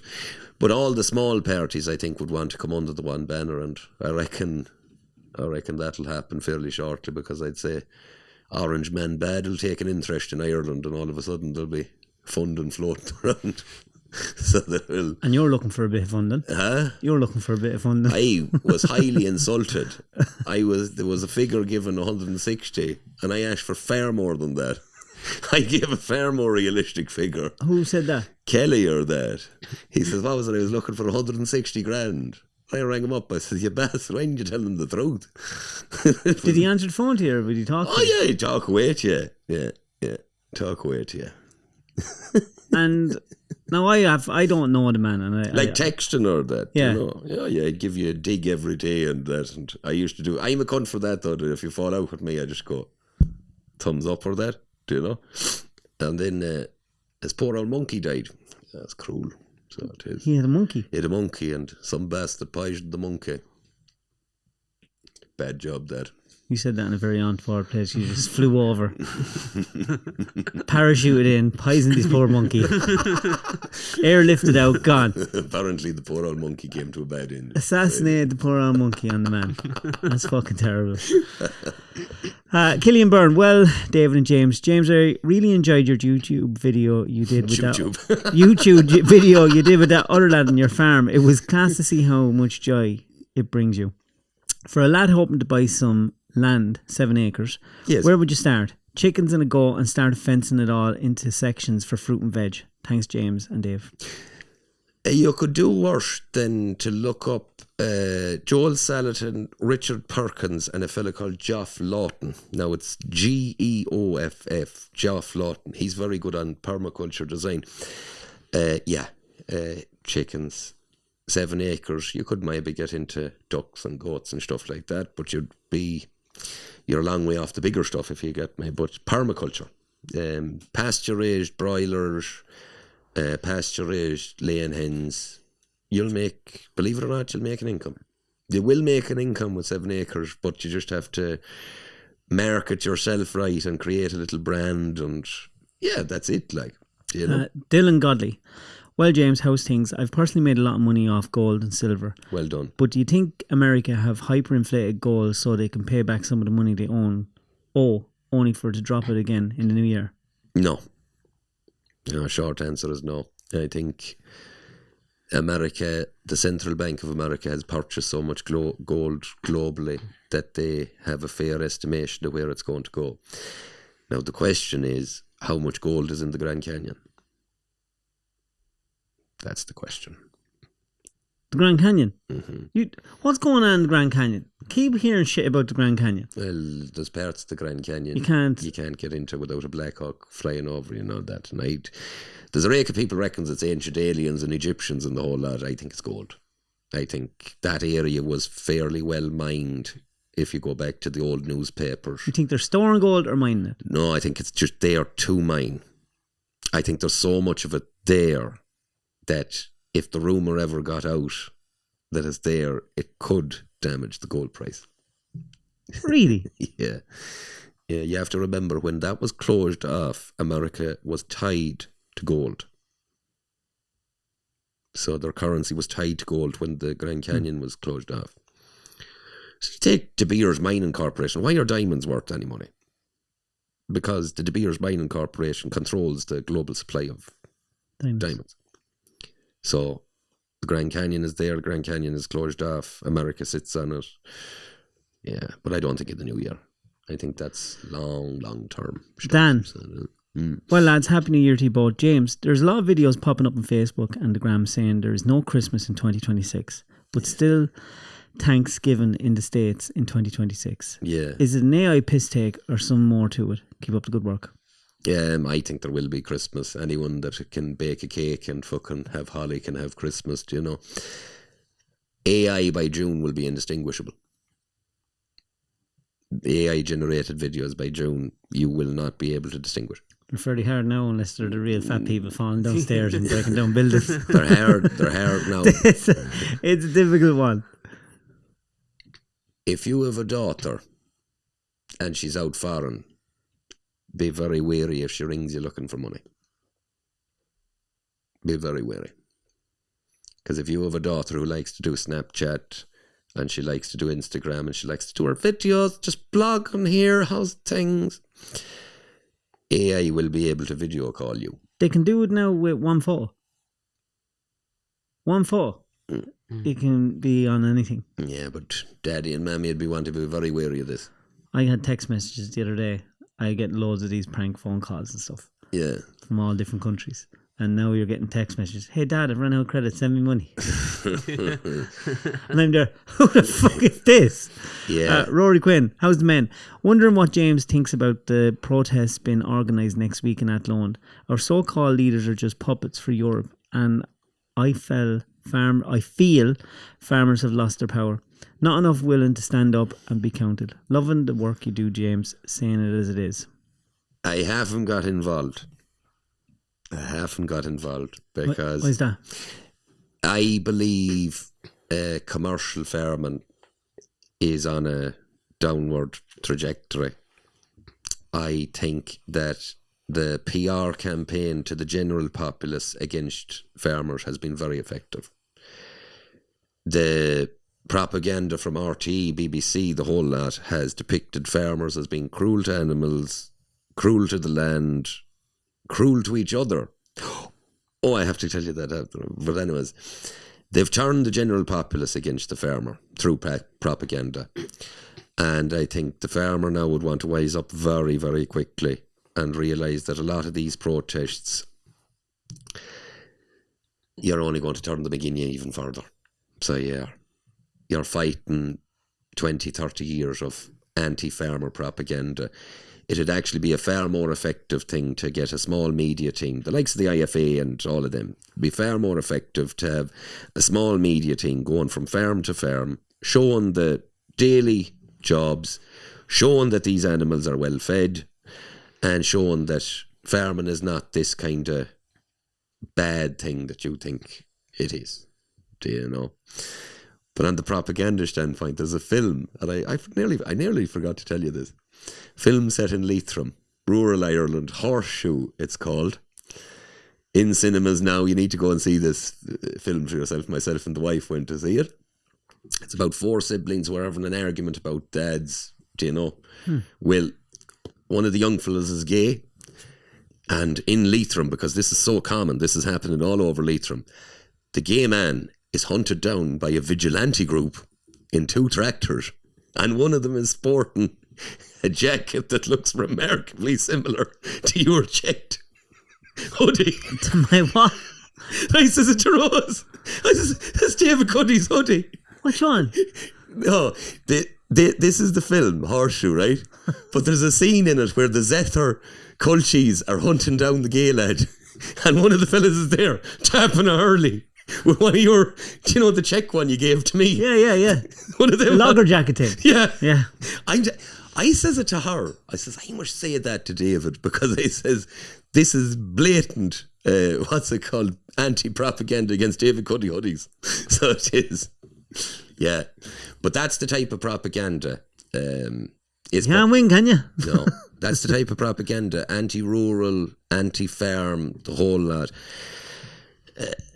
I wish them best of luck with their protest, but one man rang me and he was on about registering tractors and stuff like that, and I says, I don't think that's a great idea. Not when you're facing into digital IDs and stuff like that should be taking names and numbers off people and all that. If you're going to have a protest, like, just do it.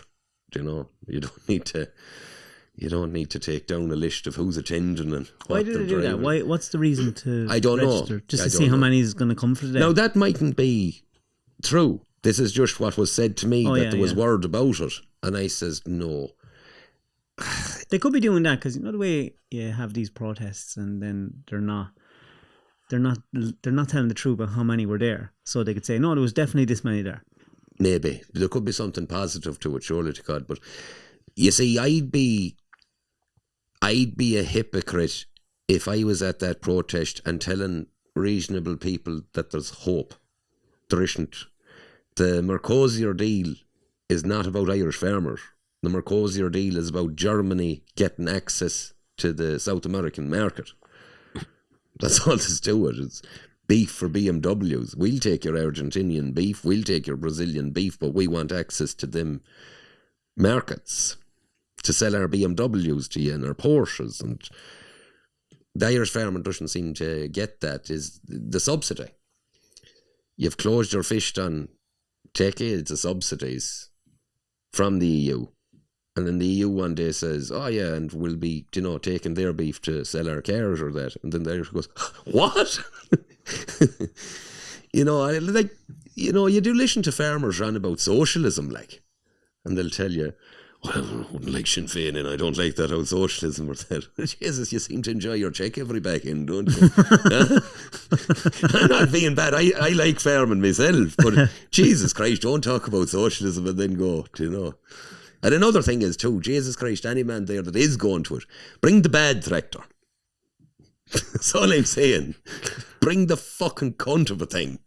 Don't land in Mr. Fint. The cunting thing might get there, like. Oh, I think it's better again. Do you know? I was going to the protest. Tractors broke down all over the road. That's it, yeah. Farmers can't even get to the protest, the poor fuckers. We'd have a great protest, but the tractors couldn't make 55% of them ran out of diesel on the way up. Yeah. Better. Leave the big, oh, Jesus Christ. They done that in London, and I was thinking, oh, Jesus Christ, you know. Like, you had these young black lads documenting it, going around to the young farming lads. And, how much is that? You go, oh, it's 300 grand. It's like, your tractor's 300 grand. And you're here to tell me you're being hair done by. It's the optics. Do you know? The best thing you could land up to Dublin was a protest for farming, was a rake ass and carts and stuff like that, you know, and block up the place that way. Let the children out and pet them on the nose. Better off. Shane Golden, Happy New Year, man. So many things wrong in the country at the minute. Landlord recently gave us an eviction notice trying to find a new place to live in the next 2. Impossible. Currently trying to buy a place at the minute with the hope to build a house and get growing our own food. Be self-sufficient as possible like James and so many others who are sick with the shite going on. What do you think is going to rattle the system next? I think Trump, go for the oil in Venezuela, will fuck things up, of course. It's someone else pulling the strings. You'll plot a land and build something on it as rapidly as you can. Get your lifestyle up and going as rapidly as you can. Everyone's not going to be able to do that. No. Like, most of the population lives in a town. I know. Or a city. And if shit really did hit the fan, right? Yeah. People would kill each other. But sure, I had this conversation with a Dublin book. I've seen him doing it over toilet paper during like... We seen nothing. It was in this Dublin book, and he says, do you know, if it was bad for a couple of weeks, I'd just go out and take the carrot muncher stuff. No, you won't. You'll be dead. Do you understand this? Do you know, if there was total system collapse, and I mean total system collapse, the countryside is where you go missing. There's a region years ago that fellas ended up in the mountains, if you don't mind. There's so many ways of getting rid of you. You're not going to come down with your backpack from Dublin and go through Meath, Kildare, all these places and be like, oh, might take an old sheep here for myself. You'll be fucking dead. Do you know? Fucking high people is deluded. They're absolutely deluded. Well, bug out. This is the best one I've ever heard. Right? Bug out. Bugging out is to get to your second location, right? So I done a video on this. I says, right, you set up camp here for the night, and then you keep going till you get to your second location. Yeah. I hear people texting that, what do you do if you don't have a second location? And I just said, you die. You leave the town, you set up camp in the countryside, and you're probably going to wind up trying to thieve off a farmer who'll eventually shoot you. Do you have ever any problems with people trying to rob you? No. Have you ever been robbed? There was years ago, Martin had a creep feeder. Do you know one of the plastic ones? It's like a big wheelbarrow that pushes the stuff out. It's a square thing for feeding the lambs or that, do you know? As anyways, he spotted it. I won't say where, but he spotted it anyway. Oh, it was robbed on him? Yeah. And he went to some car boot sale or something? No, it was in the man's field. And he went up and he told the man, that's my thing. And he denied it. And he says, no, it's not. He says, there's 2 marks on it. He says, 2 weld marks on it. And he went down and he says, your man, he says, oh, Jesus, he says, I'm sorry, I bought it off such a we knew well he didn't buy it. Like, and that was grand. And then 2 weeks later, his van blew up. So that was the end of it. That was fucking unfortunate for him. There wasn't any more occasions of it after that. So there wasn't, you know. So that seemed to put an end to it for everyone concerned. Thank God. That's your accountant there for the gold. That's my accountant. Yeah. It actually, no, it's not. I was going to say he's working on Sunday. What is your plan for the new year? Oh Jesus, it's very. Continue on with the podcast, and we'll start up these pasture-raised broiler chickens as well as the eggs. Get the crop in. Festival in June. Homesteaders Holy. You can head to the website to get tickets for that. We're going for a week over to the UK to visit some fairly cool places. So where the you know the Rosicrucians and all that. No, I don't know. Do you ever see the Da Vinci Code? Yeah. You see the church that's in it. We'll try and get to that. Oh, okay. And places in Scotland and end up at London and back, and just continue with the podcast. And then are you enjoying the podcast? I love it. I have to before we finish thank yourself, like, since I done the first one with you, it's just been the amount of interesting people you meet. Absolutely outrageous. It's outrageous, so it is. Isn't it mad when you do the podcast, how when you do it the way we do it, the amount of people that won't come on? Oh yeah. Or chicken out. Yeah, but you're like, I haven't told you I'll talk about this, that or the other. I just come up here for a ramble. Come up and chat. You do the same when you come up to my place. There's no, I'll see you at 6 or 7 or whatever it is. Yeah, you could get into great realms of it, but all roads leads to the one place. So they do. It doesn't matter if it's America or Russia or wherever it is. It all leads to the one place. Did you ever? I did. Did you? You did? Yeah. And it's actually depressing. Yeah. That's the worst of it. Yeah. When the more you find out, the more it all ends up in a square mile of ground. So. But I still am finding media more confusing than it ever was. But I don't know what to watch. I don't know what to believe. Last year was the year of the snake. Year of the horse now. Year of the horse now, yeah. And I'd have more belief in that now than... So, you see there New Year's Eve. Yeah. I'm a long time looking at this, and I rang Wolf, because we celebrate the solstice, right? So there's the solstice, and you know when spring is. You know when the plants are growing again. And for some unknown reason, we have the 1st of January, which isn't the start of anything. It's not the start of a season. It's not a solstice. It's nothing. It's a date picked in the fucking dregs of winter for you to start off afresh. Nonsense.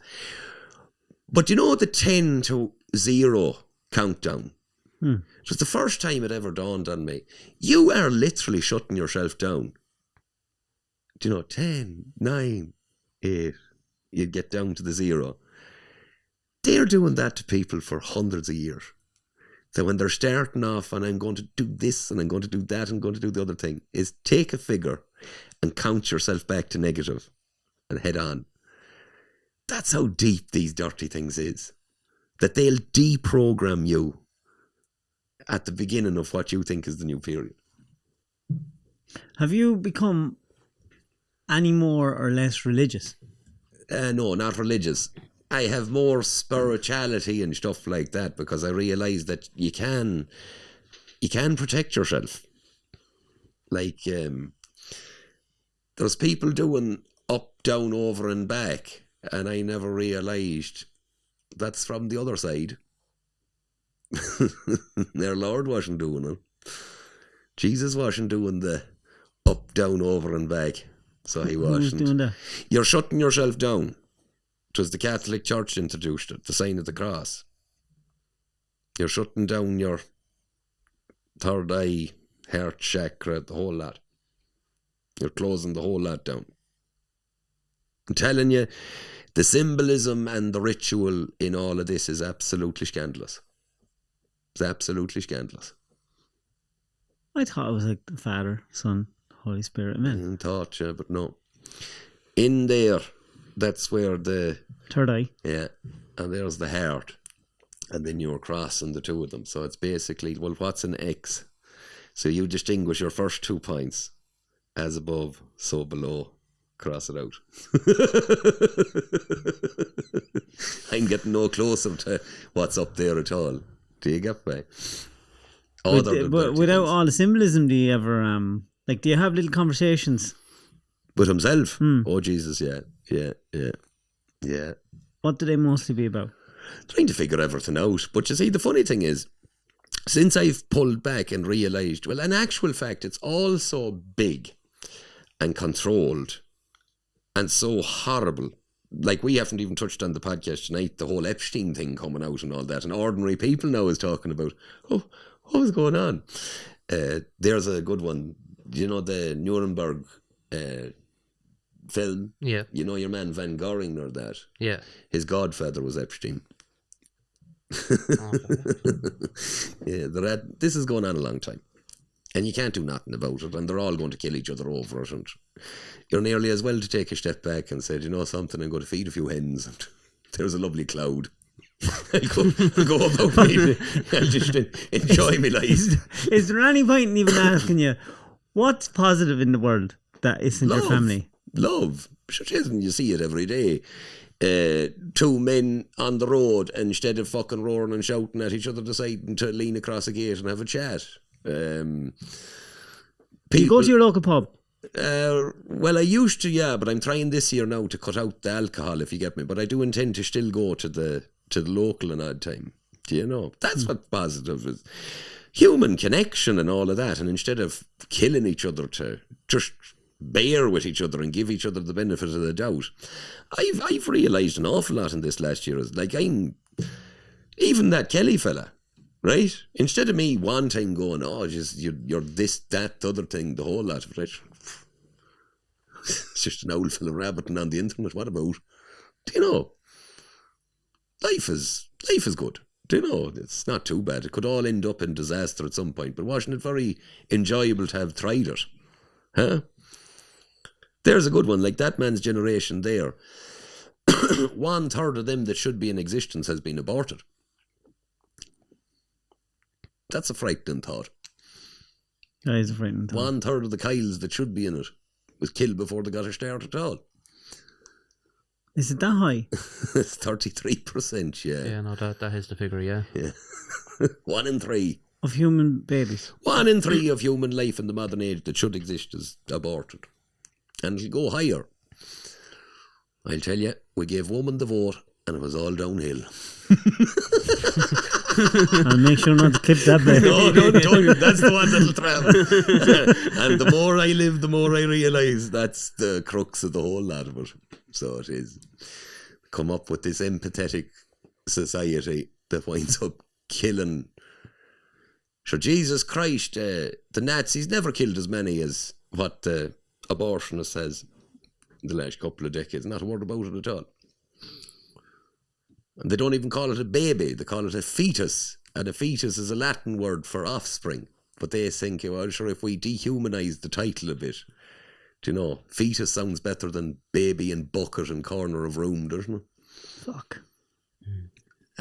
So he says, that's the one thing when I meet himself aboard, is any of them that you sent to me, I saw it through. So I did. Whether they're doing good or bad down here, I don't know, but there'll be a lot of people having thoughts on their deathbeds. I reckon there'll be a lot of women and men that when he gets enough time with you in your conscience, he does. Yeah, what could have been? Do you ever think what could have been for you? Oh, well, I suppose you could have been a wanker. I could have been a politician or something if I just used the No, well, forget about what other people think, because everyone's a wanker to someone. Yeah. But to yourself, do you ever wish you took a different path? No. I like the entertainment of it. Look I could be in prison in a couple of months. Do you know what I mean? If things goes wrong with me. What's happening there? Oh, it was put back till February, and then they'll do a probation thing. Is that sickening hanging over you? It is, yeah. If it was dealt with quickly. But then again, I seen a fella in Sligo Court last week. He had 13,000 images of sexual abuse, and he was given a suspended sentence. And then that black lad above in Dublin that stabbed the what's it called, the German tourist, that was a cry for help. He was given a suspended sentence. So on that basis, I'd say they'll give me a long time. So how much do you think they could give you? They'll give you a few years, I know. Really? I'd say so, yeah. Because you done what they're against. Like, I'm under bail conditions, I can't talk about it too much, but you were trying to show people, you know, you can do something about this. And it's not voting. It's so simple. They don't want that. They don't want men all around Ireland going, huh? You can just hop in your yoke and sort this out. Oh, I reckon that could well happen when they all realise that the money is gone. See, if the mass do it, it's a civil thing, but if one person does it, they can control it. Yeah, if Donald Trump does it, it's great. They're terrible. And would you be worried about going off to jail? No, not particularly. Sure, I'd know a couple of them in there, I know. So, I know, but leaving the family and all that. No, there's plenty of close friends that'll mind. I know, but for yourself, like, fuck me, I could be fucking not having to see your kids every night. Oh, it'd be brutal, but sure, I might write a book or something. Like, your man says that to me, the solicitor, that he says, like, what would you spend your time in there at? And I says, I'd probably write a book and maybe learn how to speak Spanish or something like that. And he goes, well, make sure you tell them that, because if they get the inkling that you're going to go in there and develop yourself, they don't want that. You know, you're going in there to be punished. If they get the inkling that... would you think, even if you have to go to jail, would you think it was worth it? But sure, it might be. You might get all this spare time to yourself where you can really dig into a language or something like that. My mind would be funny, because I'd be thinking, if you're in that situation, make the most of it. Do you know? Look at your man Kinahan. Look at how he done it. He learned all his languages while they actually made that man what he is by putting him in that time. Now you have the Americans who they can kidnap the leader of a country, but they can't figure out where some guy is. Fuck off! And all the Irish people looking at this going, "What you see? He must be hiding out or something." If they want you, they'll get you. So they will. And as far as I'm concerned, I'd say there's more government organised in that trade than a lot of people would like to realise. So look at Afghanistan. 20 years, $2 trillion for the Taliban to take over from the Taliban. What happened in the meantime? Fentanyl replaced heroin. That's why they left Afghanistan. Afghanistan was where all the poppy farms was. Fentanyl replaces the heroin. Price of heroin goes through the floor. America says, time to get them troops back home and bringing those boys back. So the American government is only a glorified oil and narcotics company. That's all it is. All it ever was.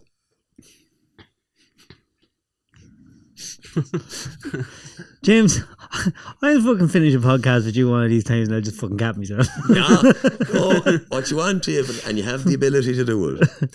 You develop yourself a little cult and you have a little communal fucking food area and all of this, and you can be the leash lunatics and we'll be the Schleicher lunatics, and yeah, follow the Amish.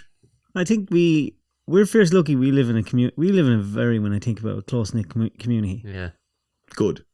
And I think that's why maybe I am a little bit insulated from all that kind of stuff, you know. Did you ever contemplate all the lads in that area meeting up one night in the community centre or that and saying, like, look I chatted to this fella from Schleicher. Now listen, there's probably a 90% chance he's a fucking lunatic, right? But there could be a 10% chance that he's bang on the money. And, you know, it mightn't be a bad idea to have a little community project where we... Yeah, probably. But if I can see what happens whenever there's a death or whenever something goes on, in small communities, they all look after each other. They do, yeah. Especially close communities. Yes, yeah.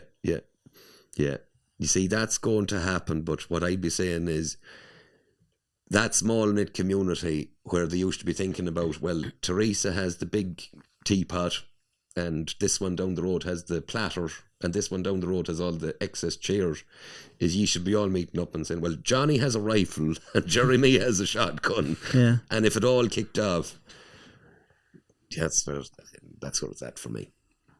I think rural areas should really be concentrating on looking after themselves. It's fun. I'll tear up, so I will, and I'll go up to James and I'll do a podcast. I'll really rob all these chickens. You can be in the back. If you come up to Sligo, you'll be staying in Sligo. That's the only thing. I'll be going around in a little raptor. So how are you doing, guys? No petrol for it, because there'll be no fucking petrol in the filling station. There's alternatives. For petrol? Mm-hmm. What's that? Alternatives? No, we're Mr. Wolf and myself. Well, there's that lad doing, was it plasticine or the young fella. Yeah. There's alternatives for all this stuff if you get ahead of it. There's alternatives for it all. Is there anything you wished we talked about? How many times Epstein's plane was in Ireland? How many times was it in Ireland? No, we'll talk about that the next time. David, I want to advertise my documentary series on the Irish Nazis. Give it a go there. No, that's it. It's coming up. When's it coming? Probably in the summer. Probably in the summertime.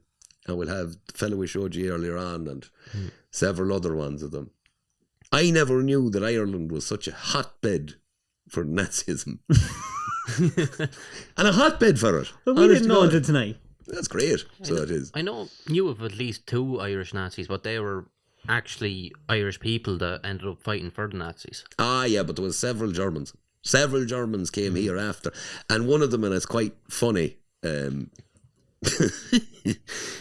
this little old man, do you know, and what's it called? We were talking about the thing, this, that, and the other, and he was saying very little, and the family was saying very little, you know. And then I just stomped in front of him. Hi! And the man, he nearly jumped out of the fucking chair. Like, oh! Yeah, you were one of them, there's no doubt in my mind. But they're all over. Have you, in the documentary, talked to anyone? Yeah. Family members? Daughter. And yeah, she's still here. She's a doctor now here. Proud? Not ashamed of him. It's just basically like he joined up, he followed orders, war was over, and then he came here. And the troubling thing is, though, they all know each other, do you know? Like he would have known about the other fella. But there's a brilliant book called Ordinary Men.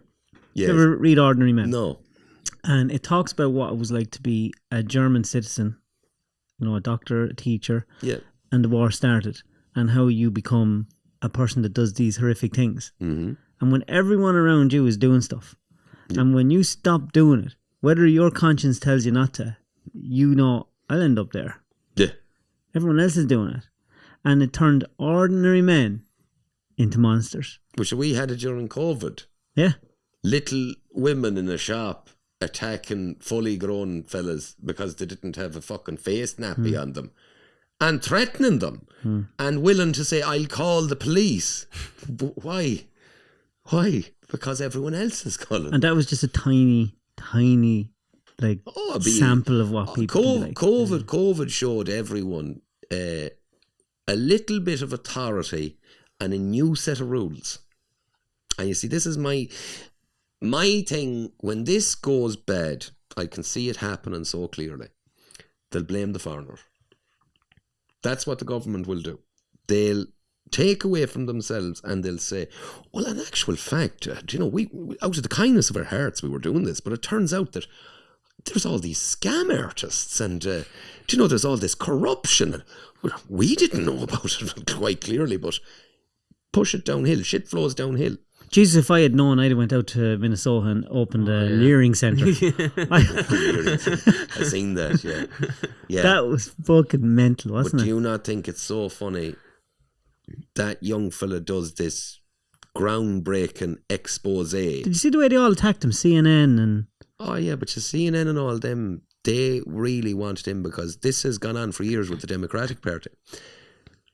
But what happened then? Maduro, smoke, mirror. You're looking over there thinking about all these fellas with heads like light bulbs and the fraud they've been at in fucking Minnesota, but you're not watching what I'm about to do. I'm telling you. So it's misdirection again? It is misdirection again. No, this fraud is real, 100% real. But they're hyper-focusing on it so that they're not focused on exactly, because now Mr. Trump supporter goes, listen, all them Somalians gone with the money, etc., etc. I'm fighting with the Democrat about the money over here. And then all of a sudden there's the head of another state basically kidnapped out of his bed. And Mr. Trump supporter goes, yeah, well, fucking, you know, that's us being powerful, but I want to get back to this fraud. And Mr. Democrat goes, oh, no, I want to look at this. It's all misdirection. Yeah, fuck. 'Tis savage how it's done, like. So that is. Anything else? No, thank you for having me. There's no bother. I'll go at any time you're choosing now, so I'll just see if any more questions come in. Yes. Because I like to give the old option to my awesome Patreon members. There's two more. And fair play to the Patreon ones because you couldn't do it without them. No. Not a fear of it. Because it's very expensive. It is, yeah. And that's the one thing I noticed. Like we set our thing on a shoestring budget. Yeah. You know. But you have a fair superior setup and all of that. And like you took a gamble doing all of that. And fair play to the Patreon ones. Do you know? Yeah. Do you know, you have to appreciate them. Oh, yeah. You have to appreciate and them. We've found out that it's... Our Patreon's a little bit different than yours, you know. It is, yeah. Mine can be very serious. Yours can be very... No, sometimes it does get serious, but it's such respite for us. Yes. Because Ajay is the crack. Yeah. I do love going through your chat. There's some very funny, very witty men on there. Yeah. Very witty. And it's amazing where they end up. Yeah. And the situation, and they're all like hard-working people that are just, you know, they just want just a bit of just a release from how shit everything is. An English ladding donated me a full set of Yamaha speakers and, you know, the full set for doing a podcast. And very well educated fella, the whole lot, you know. And I was having a chat with him, and I said, Jesus, this is very exciting. He says, no, he says, I love your thought process, but he said, it's very unfortunate. He says, you didn't get the education to verbalise it better. And I was like, oh.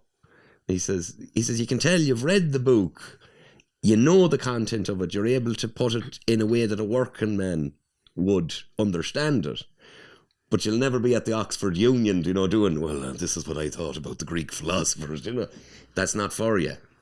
And, like, it was just lovely. He just arrived with all these speakers and that. He was like, you know, for the festival, for your live podcast, if you decide to do them. I just thought it was such a nice thing to do. Yeah. So it was. Yeah. Stephen Hayden.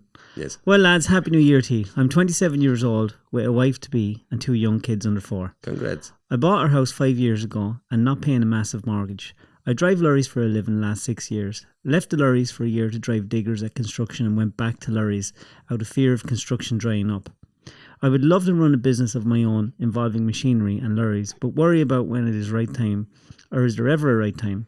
Is it worth my while to even think about being self-employed with the way the country is going? At the moment, I'm on a fairly good wage that not many is getting and still struggling to make ends meet. Would self-employed just add to the... And he ran out of time. I would reckon stay where he is for now. Yeah, under the circumstances, I'd probably be in agreement. But then again, you can't take your advice off 2 fellas doing a podcast. You have to make up your own mind. Yeah. And like, I get these emails, oh Lord Christ, this length of it, you know. Some of them you'd go through them and you just say, well, you can't really. We get a lot of messages like that on the Patreon, don't we? Yeah. People asking, and you don't know their full situations. No. But at 27 years old with 2 kids and doesn't have a massive mortgage, he's doing fair well. He's ahead of. He's ahead of the posse, and if it's not broke, don't fix it. That's it. Yeah. Because having a business now is fucking no joke. No. Oh my God. No, but there's one, like the uncle used to say, if you're fool enough to look for work, you'll always find it. Don't get too worried. Good evening, lads. Loving the pod. What do you think of the rise in the flag group in the UK? They've been in France trying to stop the boats full of illegals leaving France and England. Do you think they are getting anywhere? Should we be over here helping? A lot make their way over here. Will the invasion ever stop? Hate the way our country's changed. I'm not familiar with the flag group unless it's someone trying to stop the rubber dinghies coming over. That is it. What, did they just go out on boats on their own? Look it up there, flag group. Yeah, raise the flag. I know they were putting up the flags, all right, but is this? Do you know, are these stopping the rubber dinghies or the flag group?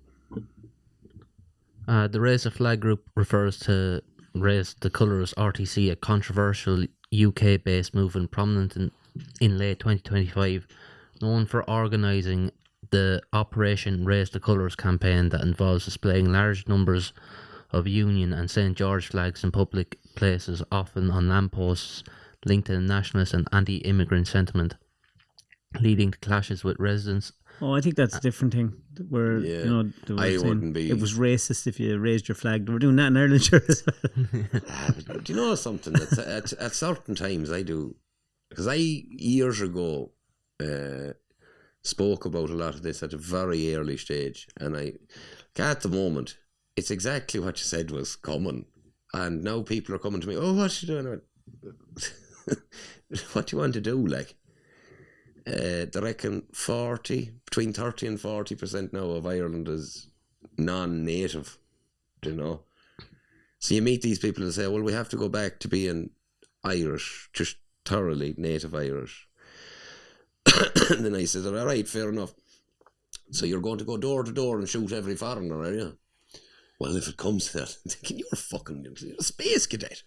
So yeah, that's not going to happen. It's just not going to happen.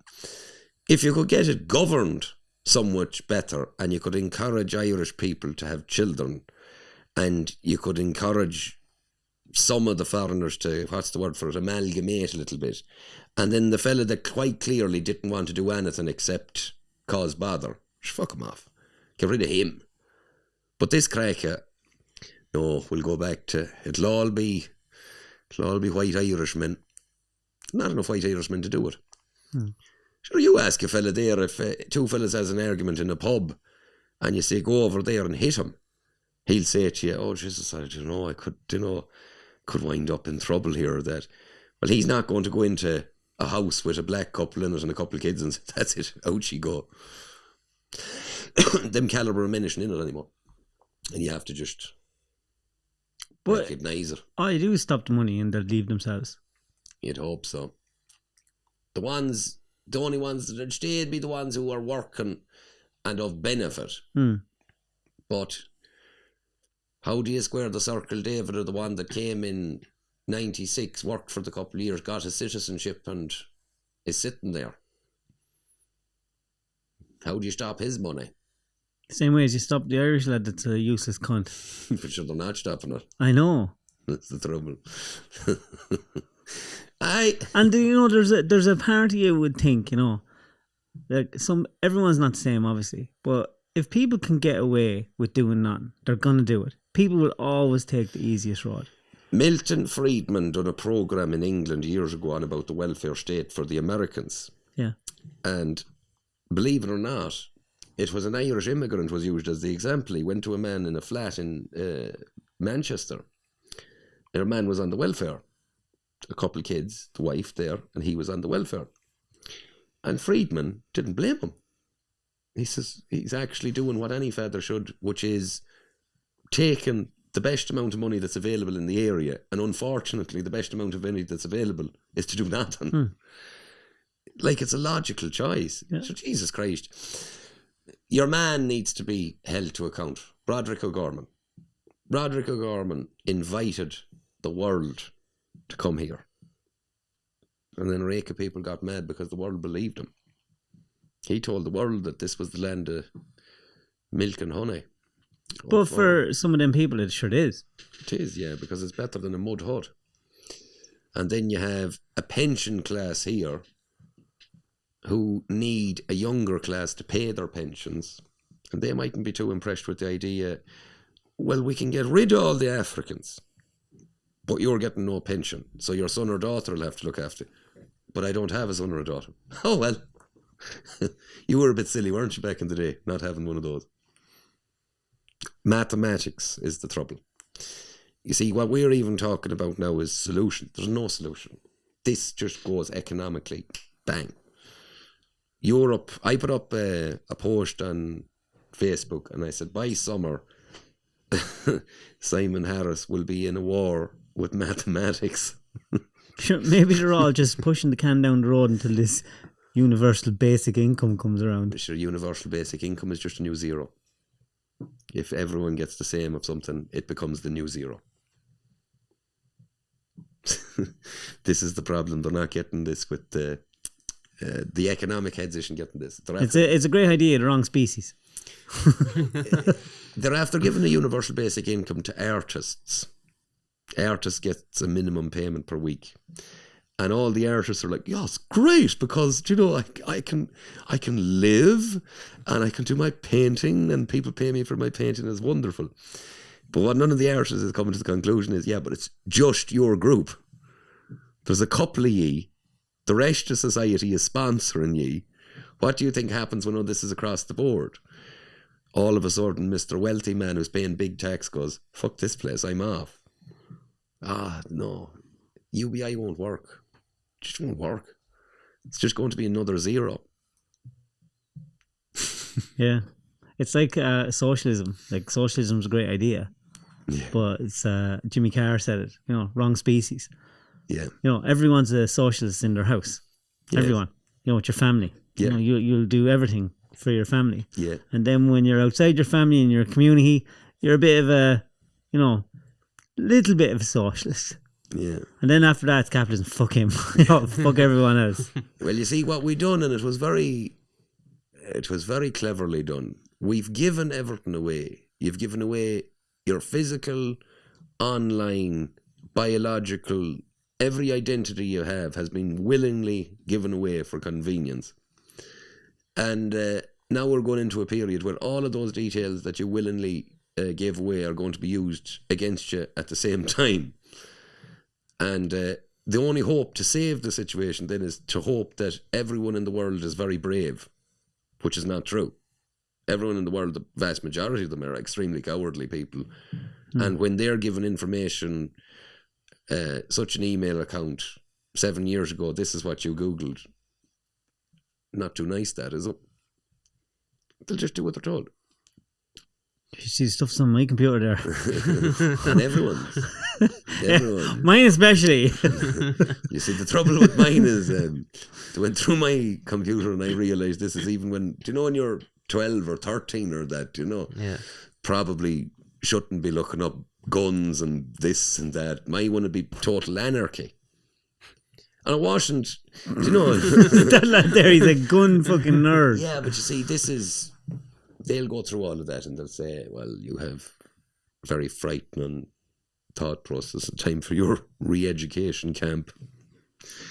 And if you're reliant on UBI to live, you're not going to get your UBI without doing your re-education camp, do you know? The digital ID is frightening. Anne Frank House in Amsterdam is a tourist attraction for one reason and one reason only. The idea that the Jews could hide in Holland had to be spread. Holland done a census before World War II where your name, religion and address was asked. That's the reason they rounded them up quicker and more of them in Holland than France. Better record keeping. So that should have been a warning to the rest of the world. The more records you keep, the more an evil government, if they come to power, have access to you. What have we done in the last 20 or 30 years? We've handed everything over. Sure, nobody reads terms of... Do you know when you sign terms or agreements? Sure, nobody... I've asked several people, do you read that? No. I even am sick of saying, except cookies, I'll eat them all. I don't care. just take for granted. I'm going to... do the cookie thing. Yeah. No, it's... Oh, we're so frigged, it's outrageous. Yes, I'm going to have to go now because I don't know, I'm going to go home now and hug me kids. Yeah, which that's what it's all about. And enjoy that. But as a society, no, just forget about it. It's done. I think we'll build a better one. Okay. Go with that. But maybe we have to wait for the other one to fall. Oh, it'll fall anyway. April. You're putting a date on it. April. What do you think is going to happen in April?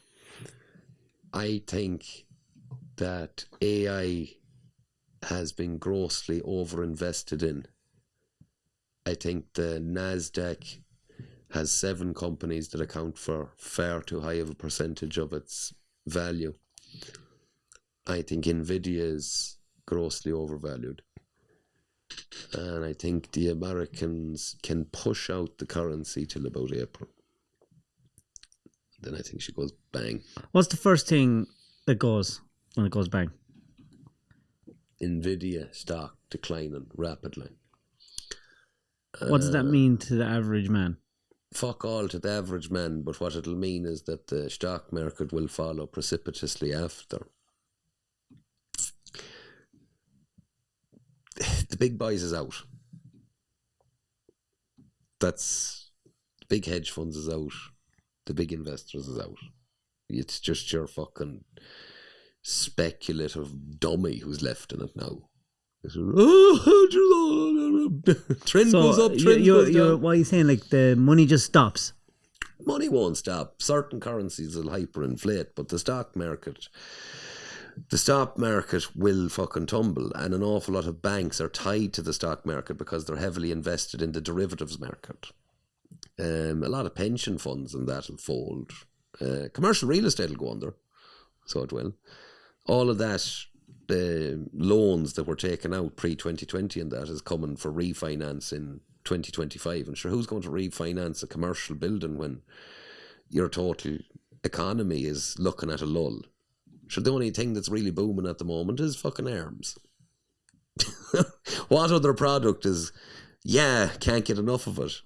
The military, the arms industry, that's about it. Do you know? It's ludicrously easily judged. at the moment. It's so easy. It's an awful thing to say, but yeah, April. Well, it is an awful thing to say that if in April that does happen and the shit hits the fan, and if the likes of you were able to read that so easy and so clearly, and that means that our governments would have known. Oh, should they do know? That's why Pascal left. Pascal's no though. He's gone. So he is. He knows where this is going. And then you have, I'll say it this way, and it'll be the best ways of finishing the podcast. Everyone is making a mistake of thinking that the politicians are terrible and they're stupid and they're bollockses and all the rest of it. No. They're doing a fantastic job. Because when this happens, the general public will have two choices. They will say, choice number one, capitalism by its very nature creates these rises and falls, and this will be a perpetual cycle of rising and falling, and it's actually not very beneficial for the people at the bottom at all, and we need to rebel. Or they'll say option two, capitalism is fine, but they're all corrupt pricks and they keep making bad decisions, and we need to string up a couple of them, and that's what they'll do. And then the cycle starts again. Simon Harris will be pinned to the wall. Oh, when he was Minister for Health, he was really inept at that, and then he was Minister for this, and he was inept at that, and now he was the Minister for Finance, and look at sure, it all fell apart. We need to sack him. Okay, sack him. What about all the pensioners who've lost their pensions? What about this, that, and that? They'll all blame Simon Harris. The cycle starts again.